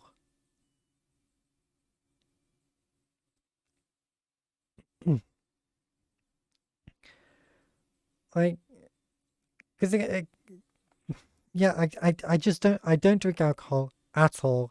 Never have, never will. And for the longest time, like the only real reason I chose not to was again my own choice because I grew up watching a lot of police shows. Like I love watching police shows and like seeing like the chases and stuff like that. And a lot of them revolved around the police having to deal with drunks. Like people who have just gone completely drunk and have started driving or started causing chaos around towns. And the police have to deal with them. And it's just like, I never, ever, ever want to be in that situation. I never want to be causing that type of trouble. It's like, and it's like, the more I found out about alcohol, I was just like, why would anybody drink this? It makes you feel like absolute shit the morning after with a hangover. So why would you drink it? Why would you actively go after something that makes you feel terrible later? That just makes you act like an idiot, can cause chaos for others, and makes you feel like shit sometime afterwards. It's like, why would you drink it?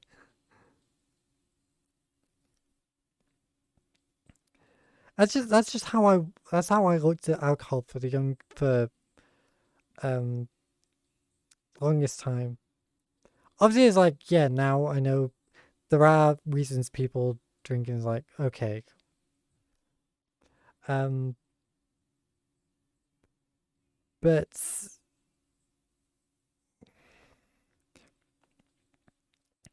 it kind of really happened when at my aunt's wedding. That's what I'm saying. I feel that every time, but can't stop drinking. You're addicted. You're addicted. Again, B, I'm telling Leaf that you're underage and you're drinking.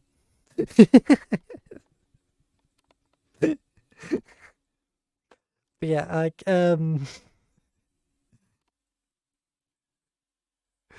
yeah, Bia gets drunk and knows how to come. But yeah, at my aunt's wedding, again years ago, I can't remember the exact order of what happened, but I was not really interested in being at the party after the wedding. Like, I was kind of forced to go. Like, I just generally did not want to be there. And at one point, I remember at one point, the groom, again, it's been so long, I can't even remember if they're still married or not. But yeah, the person my aunt was marrying, he actually brought me outside and just sort of had like stern word with me, just saying like, don't be such a stick in the mud. Like we're trying to have fun and you kind of bring down the mood, and it's like, I didn't want to come, and I'm trying to keep out of people's ways. Don't, you know. But yeah, I remember that, and I also remember my dad and a bunch of the other men at the party pulled me to one side and sat me down with some beer right in front of me. Again, I have no idea what type it was. It was just alcohol. A pint of beer right there. And they were holding me down, and they grabbed the glass and were trying to straight up force it down my mouth. They were trying to force me to drink it. Like, I was resisting as much as I could. Like, I was trying to hold my points away. It's like, no. And like, they were holding my head at one point, so I couldn't actually resist it. So I was just closed my mouth as much as I possibly could, just straight up sealing it. Like, I just don't want this in my mouth. And if it hadn't been for my mum, like she was the one that just came over and said, just, what the fuck are you guys doing?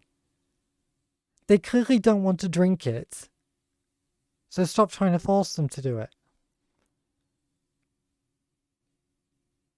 So yeah, so like my mum just sort of rescued me from that situation.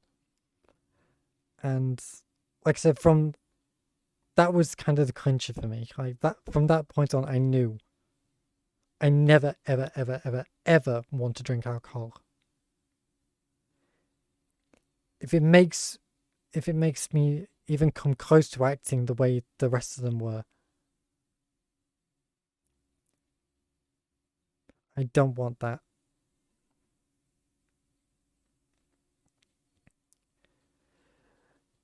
So yeah, my dad is kind of responsible for me not liking burgers and alcohol.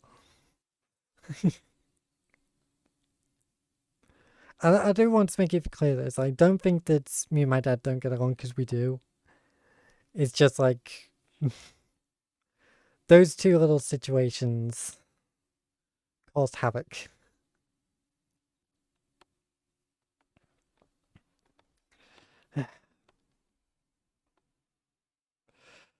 Not a good thing to do, yeah.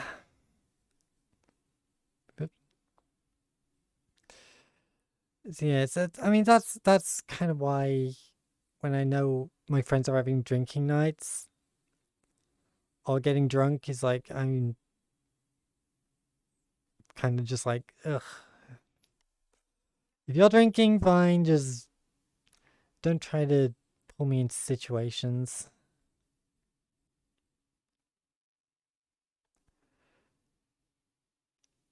It's like, I know that kind of, to a lot of people, that just kind of makes me feel like a bit of a party pooper. Because I don't drink, I don't loosen up, and I'm not, I don't act more silly, essentially. It kind of pulls them away. It's like you're not fun, you're not worth our time, you're not.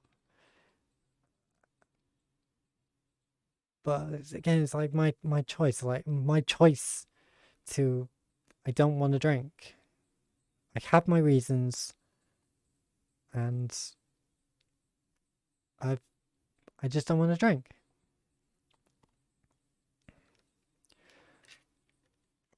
Like I just really hate that stigmatism of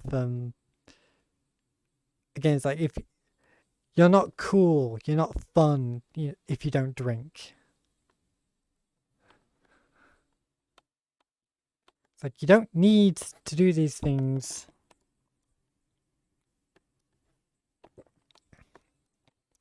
I say I basically survive off orange juice, so.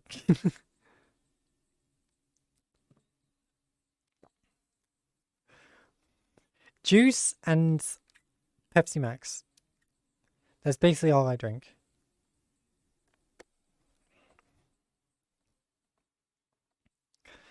I say I don't do any of those, like the big free things. It's, especially when you're in education, there's always those groups who try to act like they're doing the coolest thing in the world. Like, I'm certain you all know. Like, there's the drunks, the smokers, and the drug users. Every school, college, whatever, had these three groups. Obviously, like, only certain age group schools, like secondary schools and higher. Like, obviously, you wouldn't actually have like your junior schools with drunks. But sadly, you might have them with the other two. Like, there's still. Yeah, it's like you all know. You all know those groups. You all saw them. You all knew that they generally acted like they were doing the coolest things ever. And I do not partake in any of those. I don't smoke, I don't drink, and I don't do drugs.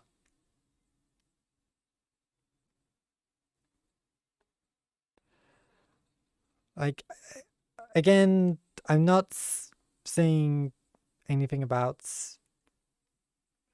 you as a person or something like that, but me personally, I see those three things as signs of weakness. Like, you need to rely on these things to get yourself through the day. Me, don't use any of them.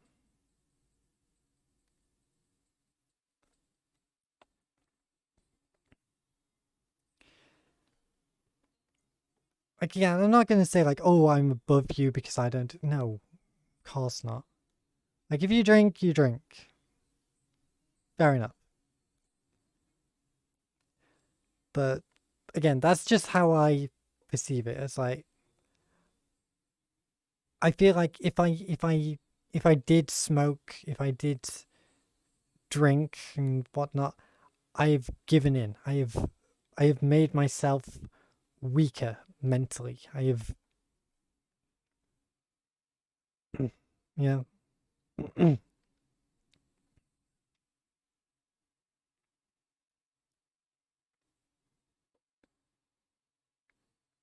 Yeah. I know it's sort of like a balancing act, but it's a slippery slope.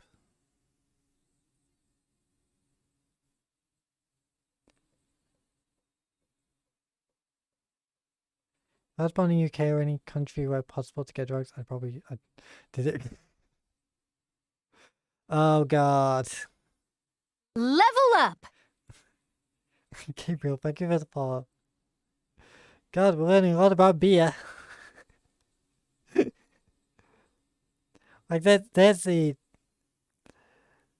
again there's the TikToks from Leaf. I want to see like her reacting to her child smoking, drinking, doing drugs. Where's Beer's rebellious teenage years? That's what I want to see.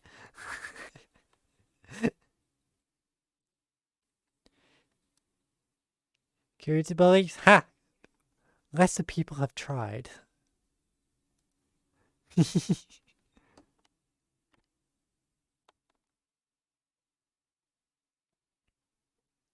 Yeah, when's Bia gonna go through their emo phase?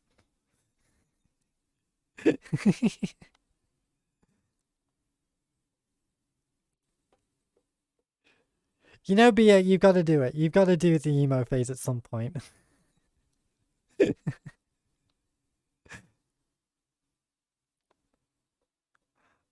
What a secret! Oh no.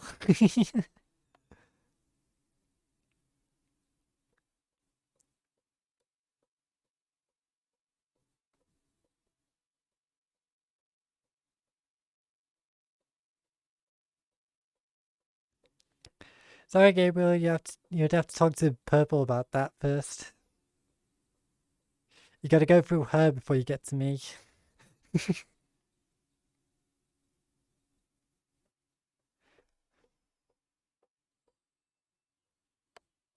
Bam, bam, bam, bam, bam, bam, bam.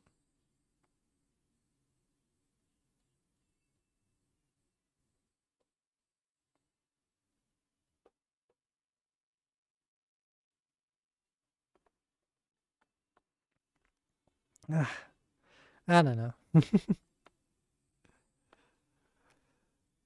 It's so weird how I have actually like this is again. I like doing stuff like this. Like I know I said earlier, like I'm open to having people join me and such, but it's like I do like just being able to like talk to you guys, actually having like these random conversations. I mean, we've had such random stuff. We kind of started off talking about more serious stuff, like updates to the Patreon. Then we started talking about like McDonald's.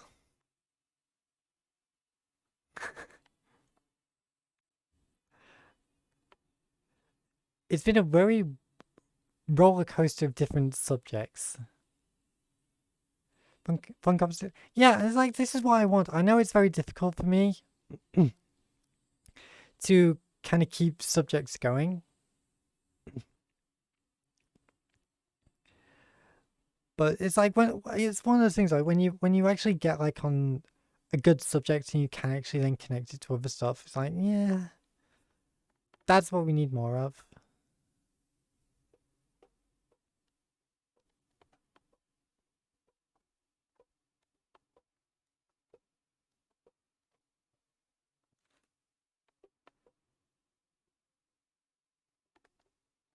So I'm just bopping to the music now. Again, so I've said numerous times, like I am not really the type of streamer who can just like talk for hours like a certain plant. Certain plant who is says she's very socially awkward and that she can talk and talk and talk and talk.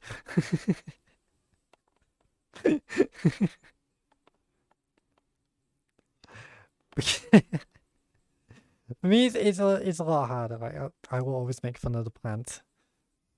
She's one of my favorites, like subjects to just poke. But yeah, it's a lot harder for me. Like if I get into a subject, then I do try and connect them to other stuff, but all the time I'll talk for a bit and then my mind will just go blank and I'll just be like,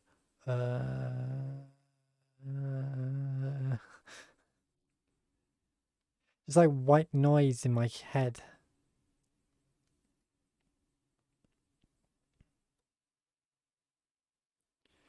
Devil was a good talk despite having to look protect him. Yeah, I mean that's fine. It's like I know people aren't always able to talk, and I know there's a lot of people just lurking. And it's perfectly fine. Like obviously, like every streamer would prefer to have more engagement with the people in their chat. Like we want to talk to you. We want to, even if you're just saying hi, and just like answer. If I ask a question, it's just nice to get answers. That's how it is. Like every streamer feels this way. But again, it's a lot harder for smaller streamers. Like for the bigger streamers, they've obviously got like a lot of people watching them. They've got a lot of people in their chats, so they can pretty much say anything and they'll at least get like a couple replies. But for a lot of the smaller streamers, having anybody talking is a godsend. Especially nowadays. As we were talking about with how VR chats, the experience has changed.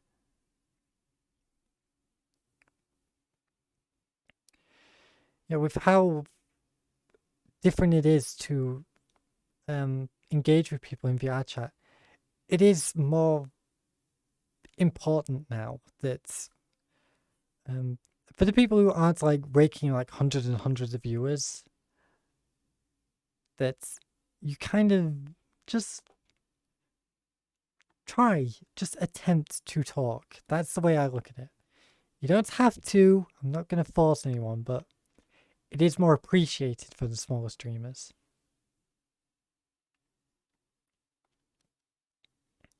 It makes their day more than if you're in a big streamer chat.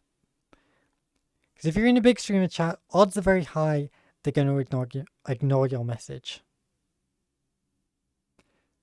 They'll still read some, obviously, like they're not going to ignore every single message, but there is a higher percentage of messages they won't interact with or engage with compared to like a smaller streamer. Like to a small streamer, anything. Like again, I am still reading your messages. I am still kind of since you're kind of just agreeing with me, I'm not really reading them out because again, you're just agreeing with me.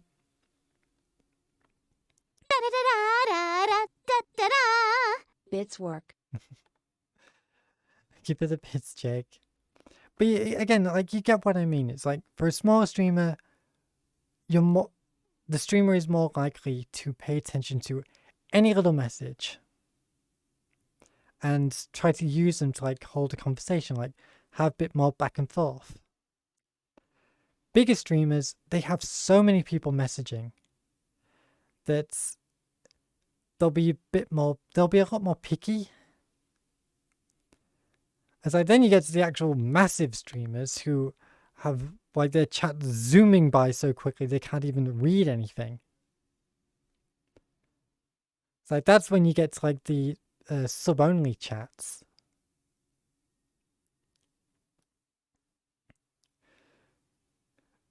It's like, word to the wise, if you're watching someone who, I want to say, gets to at least at minimum 500 viewers, and you see that their chat is just whizzing by, okay, that is the official sign of don't bother messaging. Just don't bother. They're clearly not paying attention to the chat. They'll only pay attention to the chat when they're looking for like a reaction. Like when they ask, say, oh, is this well, is this funny or something? And you just see the chat just going, yeah.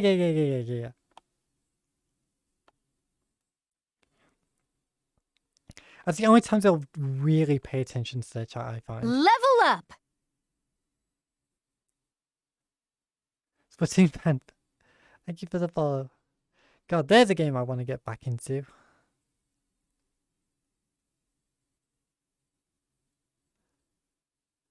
Gotta say attached to the conversation then? Yeah. It's like the biggest, again, it's like the biggest streamers, they can, by that point, they probably are, like, very good. They have, like, the gift of the gab. They can just talk and talk and talk and talk. So they don't really need to rely on chat. Like, I'm sorry to say this, but again, it is the truth. To a lot of the biggest streamers, the chats, once they get to a certain size, is literally just like, you're not people to them anymore. You're sub options. I think, ooh, they're not subscribed. I should get them to subscribe. You know, donate bits, you know, the money generators.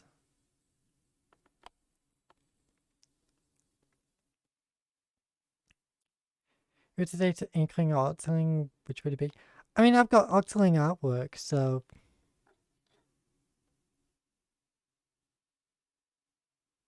yeah, my Splatoon arts of me is actually as an Octoling, so I like Inklings, but I think my heart belongs to the Octolings.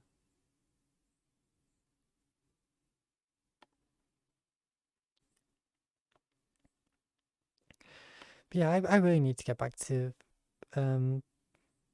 Splatoon. Like, I don't own Splatoon 3. I have the first two. I don't have Splatoon 3 because Switch games are so bloody expensive. Hi, Ferrari. There's so many Switch games I would really like to get a hold of. And it's kind of weird because it's like, thinking back to when the Switch first released, there was hardly anything for it. I remember so long that my Switch game collection was tiny.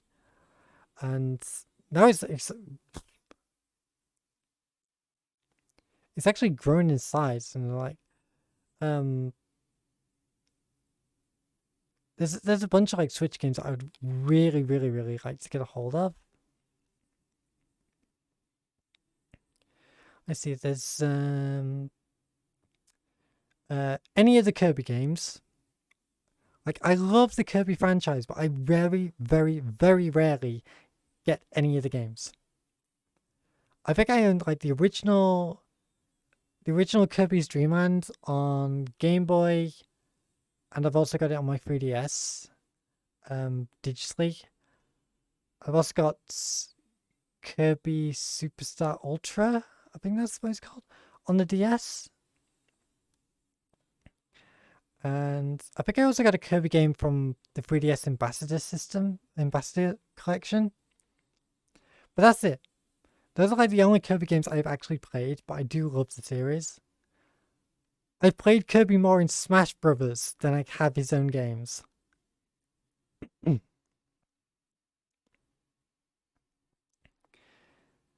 So yeah, it's like I really want to get a hold of any, like, I think there's 3 Kirby games on Switch now. Jesus. Oop.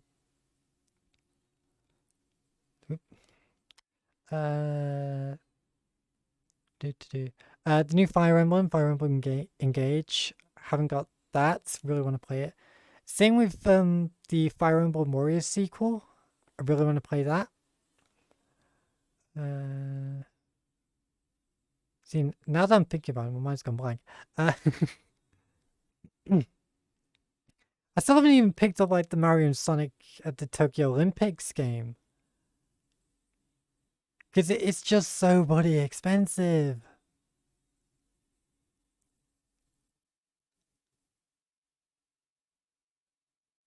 It just, yeah, it's... So yeah, what else? I'll get Mario Party. Like the Mario Party remake, I think it was Superstars, wasn't it? Yeah, I really I just want to have that as well.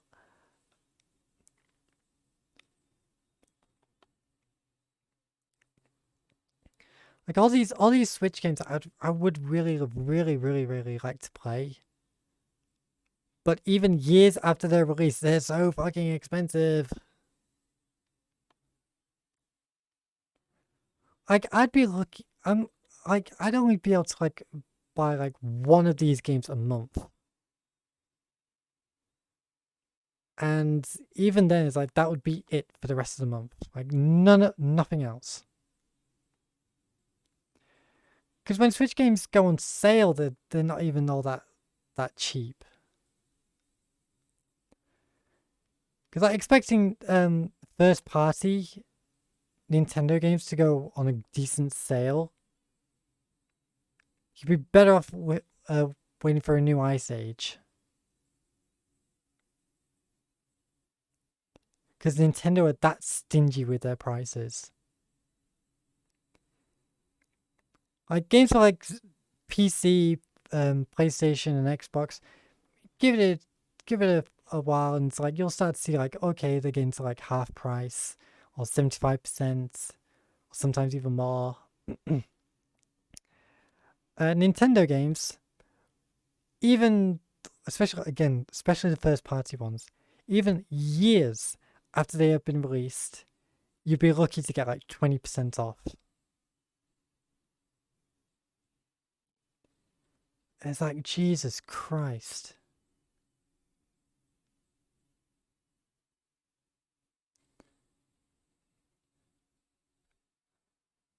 It's ridiculous. It makes me glad that I'm not really excited for the new Zelda games, because apparently that's going to be more expensive than any other Switch game. I'm just like, sod that.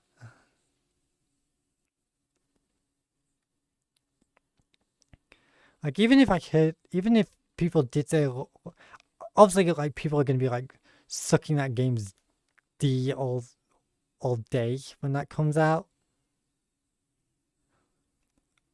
Oh god, I am so expecting people to say that it's a masterpiece when it releases, and I'm betting it's not even gonna touch upon any of the issues I had with Breath of the Wild. Because newsflash, Breath of the Wild sucks. Because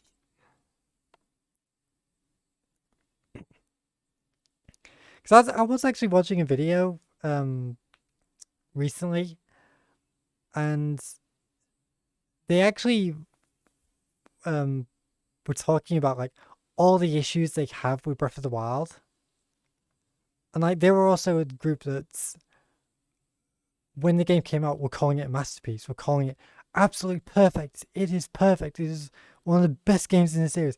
It's like now they're just going, yeah, this could be done better. I'm not too much of a fan of this.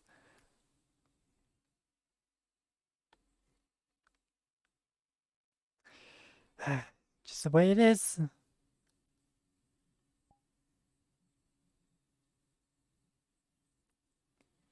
Only tell we tell. Black and black is white. Right is wrong and wrong is right.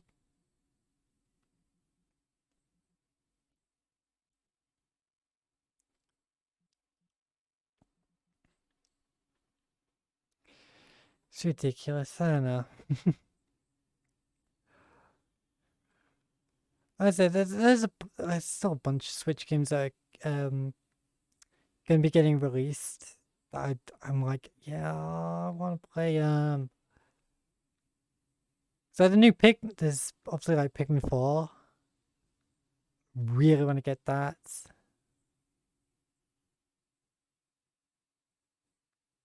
I don't know.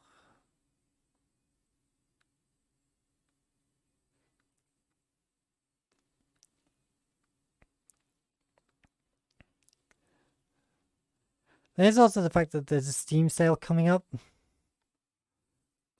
I think it starts on Thursday. I want to say. So you know me, I'll be like looking over everything on that on my Steam wish list and just going, "Oh, so tempting." A game that I've been after for ages. It's like 75% off. I'm just like, ooh.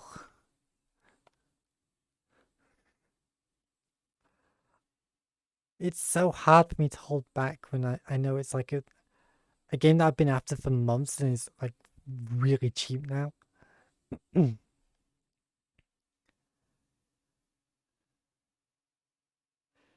don't know.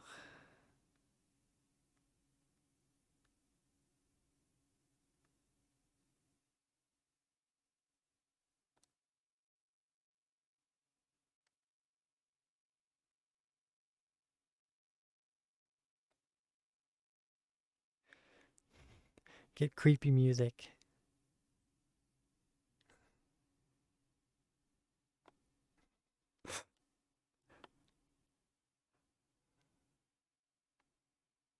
This is one of those pieces of music that if someone had no idea where it came from and they were listening to this, they would be so creeped out. Like imagine just listening to this and then someone no idea where it came from, and then someone just comes over to you and says, "It's from Sonic Adventure."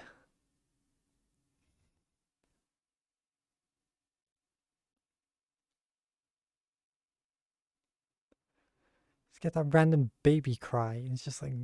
Mm.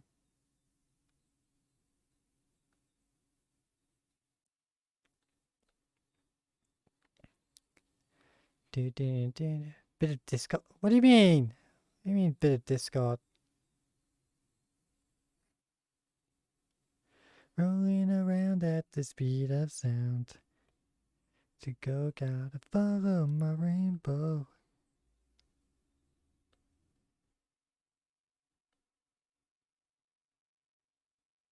Must keep on moving. The music? What do you mean? What you can see. Take my lead, I'll set you free. Follow me, set me free.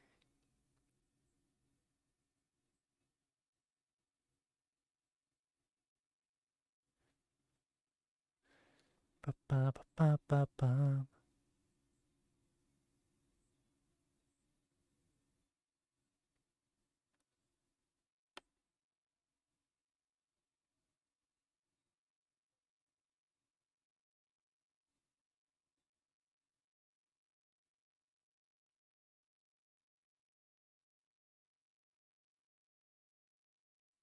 Hmm. It's a musical term? I mean, I had no idea about musical terms. To me, it's a case of, does it sound good? Yes, then I like it.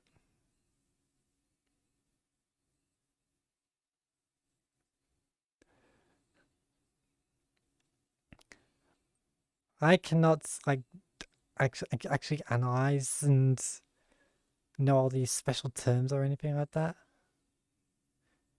And we will escape from the city. I'll make it through. Follow, follow me. Set me free. Trust me, and we will escape from the city.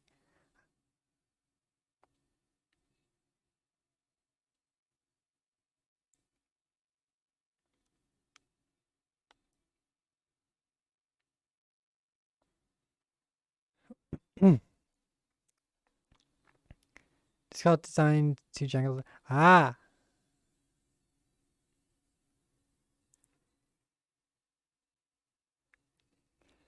I mean, it's especially definitely funny when that little piece of music is only like it only plays when during Amy's story.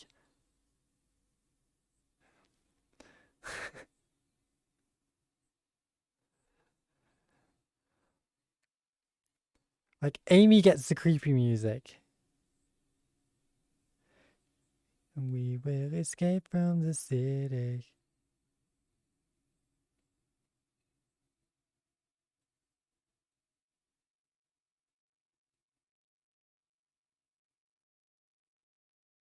Hey!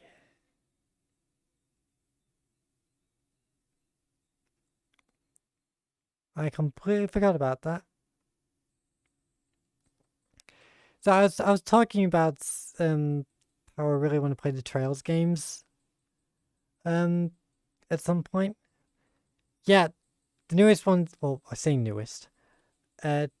Trails to Azure is literally just released on Steam.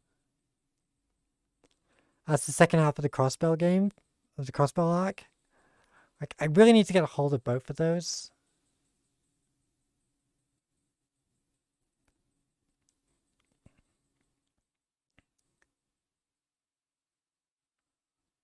Like Zero and Azure are like the only entries in the franchise that I'm missing right now. Mainly because I am kind of waiting for them to go down in price. Because it's like they are HD versions of PSP games. So it's like, even if you have done like all this extra work to them, and that this is the first time they've actually been released in English, like they're still not exactly worth that price.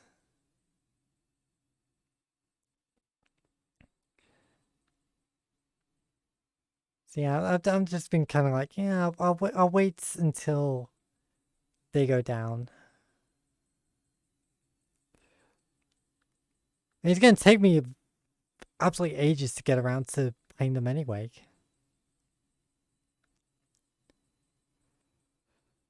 Then we got Tales of Reverie coming out. I think. I want to say it comes out in July.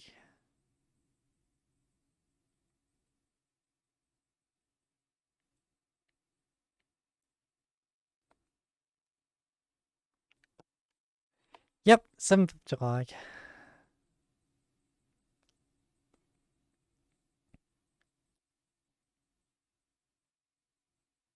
Bam, bam. Wait, what's this?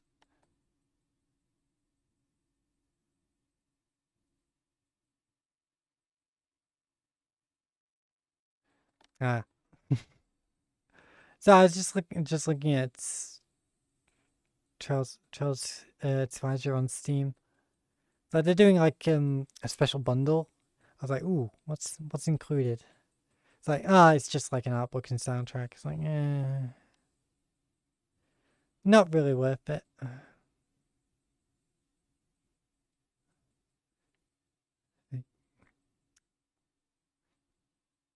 I know that's one thing when I need to look into there's the Mega Man Battle Network collection coming out next month. Now that is actually something I am really interested in.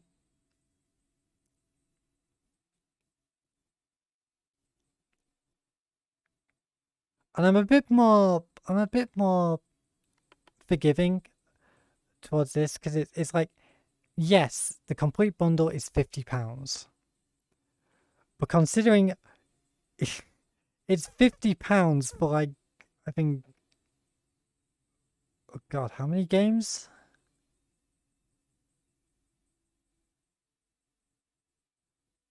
I can't remember. It's like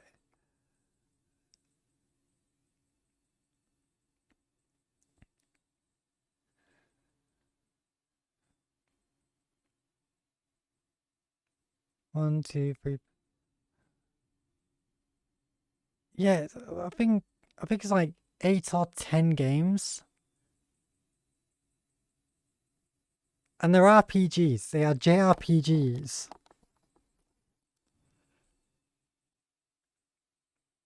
And they're giving them away for £50. That's the more fair price because it's like all of these old games bundled together with extras.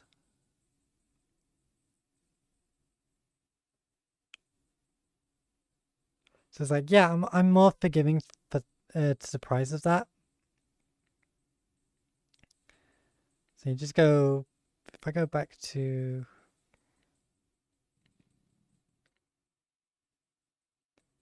Trails to Azure. Yeah, that is £35. Trails to Azure, like I said, it's a remastered PSP game. £35.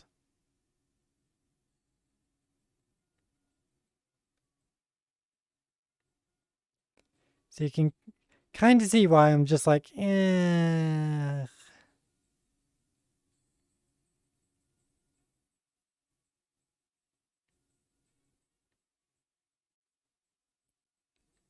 Ba, ba, ba, ba, ba, ba, ba, ba, ba, ba.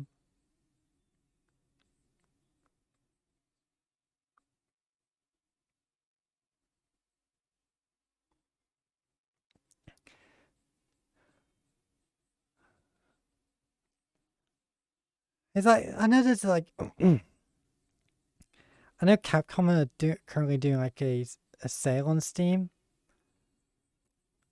Like, Level up! Rift, thank you for the follow. There's like a couple Capcom games on my wish list that I've been kind of like, ooh, tempting, because it's like they've gone. Guys, I just want to say this about Capcom, especially with like the Resident Evil stuff. I hate the fact that they like very few pieces of the DLC for the Resident Evil series actually goes on sale. Like for the Resident Evil 2 remake, I am not kidding. Like there's they have like a bunch of like alternate like special outfits that you can get, as well as like some special weapons and stuff like that. The only thing that is on sale for the Resident Evil 2 remake in terms of DLC is the unlock all in-game rewards DLC. That's it. None of the actual DLC is actually on sale. It's like, for God's sake.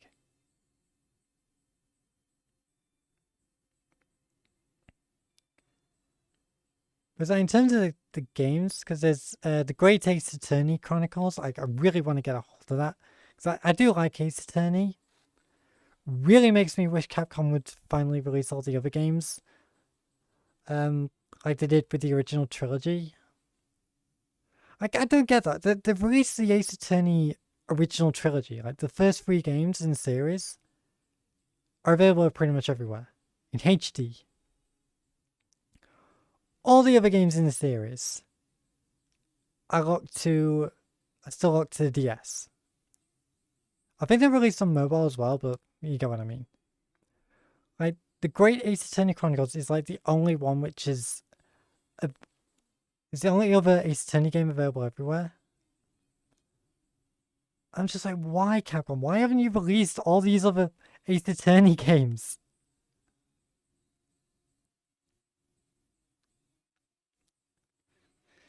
Yeah. There's also Resident Evil Village. It's like 16. Is it 16? Yes, £16.50 right now. It's like half price. It's like,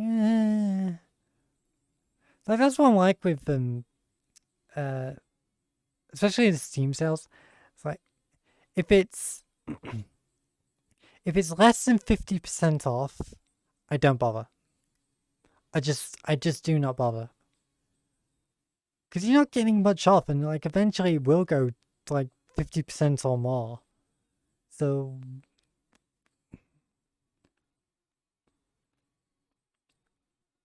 you may as well wait.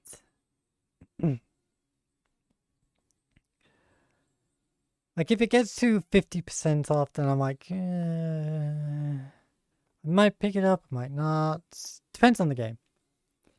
If it's more than 50% off, then I'm like, okay, now you've got my interest.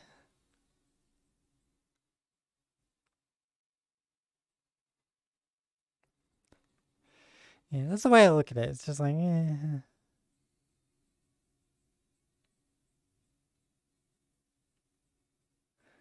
Bum ba bum bum bum bum ba da ba dum bum ba dum bum bum ba da.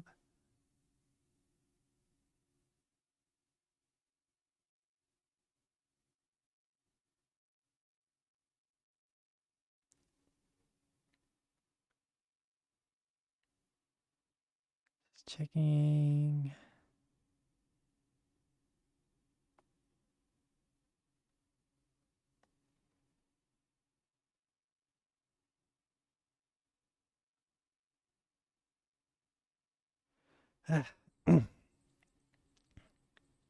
Just find that I'm just starting to get tired and hungry now.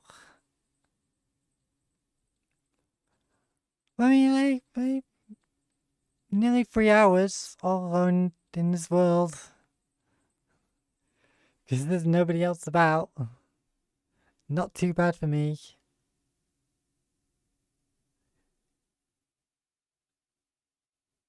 Like, you gotta take moments to praise yourself. That's the way I look at things. If you're constantly saying things suck, then yeah, you're just gonna wind up feeling more negative than anything. But if you at least take little moments to, like, say how proud you are of yourself, then yeah, things might actually start improving.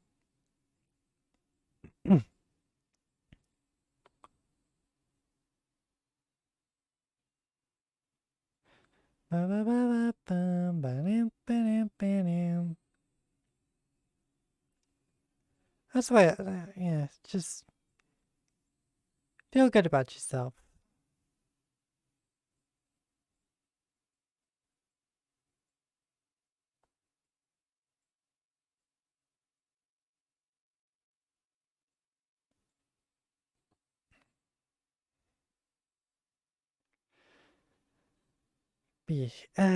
So let's see. I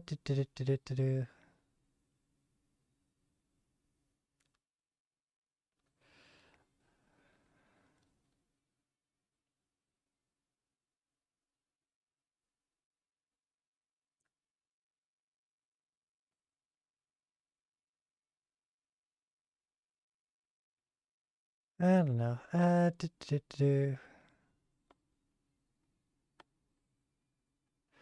Brain go brr finally at the end.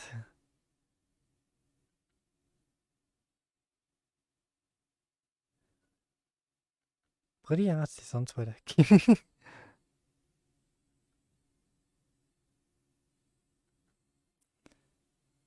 Take a just take a second to look at Twitter and just all I see is just lewd art.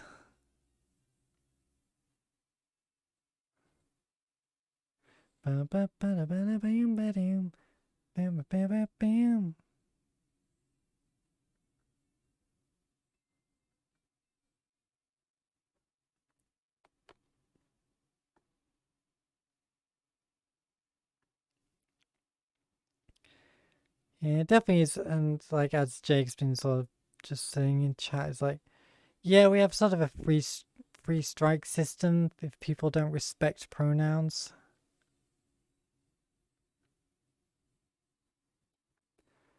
Like if you're not respecting what people believe they are, then you can.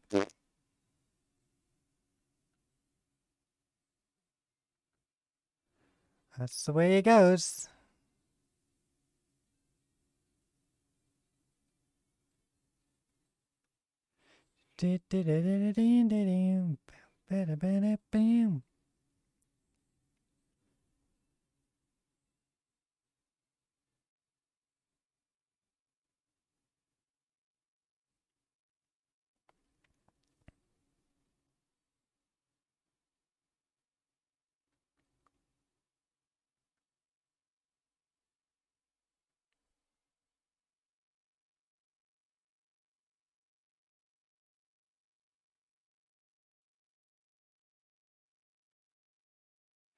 Anyway, been good fun today. Yeah.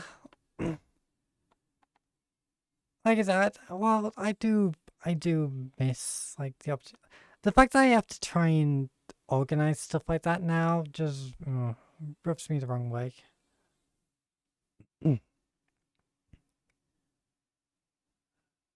Like gone are the days of just being able to hang out with everyone, but now it's like, oh yeah, we have to try and organize it. Like if I want time with people who are said to be my friends, I have to actually like try to organize it with them. And even then, they might back out right at the last moment. So many people who've done that. In fact, then there's also people who are my friends but just refuse to talk to me. Great people I hang out with. A lot of streamers picking time. Yeah, it's like a lot of that's kind of one thing. Is like you do see this, like a lot of streamers just complaining, saying like, "Oh, hey, I'm up for collabs. Anybody want to collab with me? Come on!" And it's either nobody replies to them, or a bunch of people reply to them, and nothing comes of it.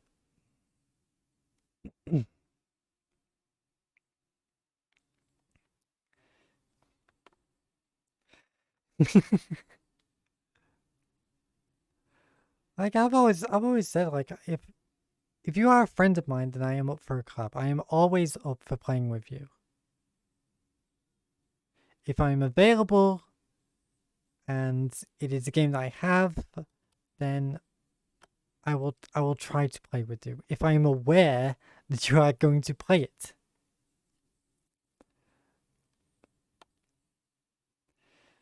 Yeah, I mean, a lot of times it's like they're always up for playing games that I have no interest in.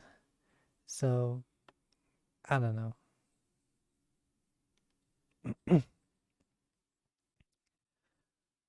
Like it's always like, oh, we want to play Fortnite or we want to play Overwatch or Apex Legends or like any of that generic crap.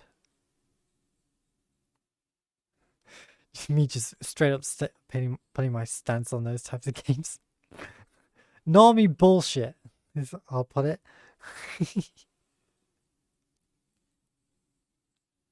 No uniqueness.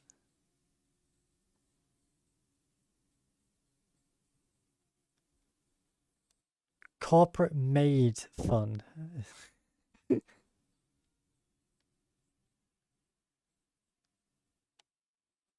Not an actual fun game, a corporate made game.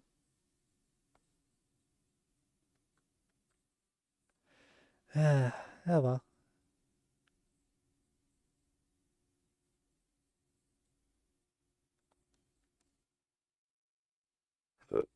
Ugh. Right. Probably best I call it. Because I'm definitely starting to get a bit on the hungry side now. The it show hero came to rescue me. Now you've set me free.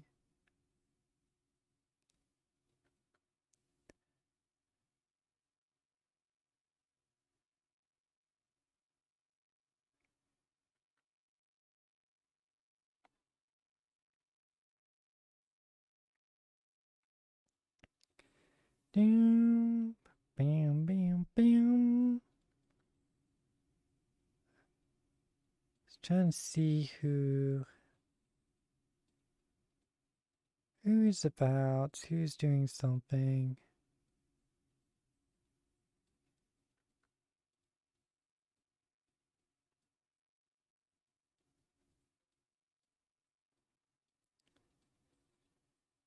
Alright, I got an idea.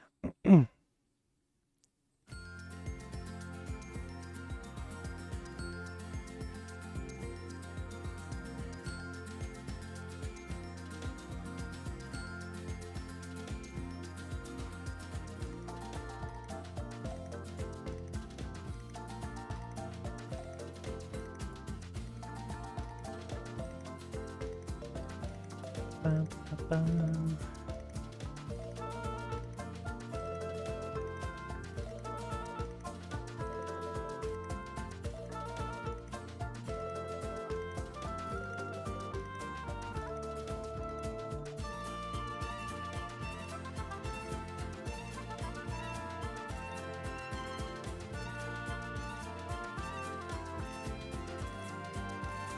So I'm gonna send you up to Adzi because he's playing the new WWE game, and he has said that yes, he's gonna be adding me to it. I think he's just playing for like the campaign mode, but I know he's like I say, he is gonna be making like a whole bunch of people, me being one of them, for like some events at some point. So, but you know, let's spread some love. That being said, if you are at all interested, please consider joining Discord, following Twitter and YouTube, all the good stuff. Please give the Patreon a look, send me on the good spots in the future stream. Like I said, gonna be a big change coming up with that. Not in terms of like actual tiers, just like rewards. So you're gonna there's gonna be like some extra rewards for certain ranks. So, worth a look at least. That being said, I will see you all on Thursday for the Patreon stream. Should be the end of SAO. Anyway, go show Adzi some love and I'll see you all then. Bye bye!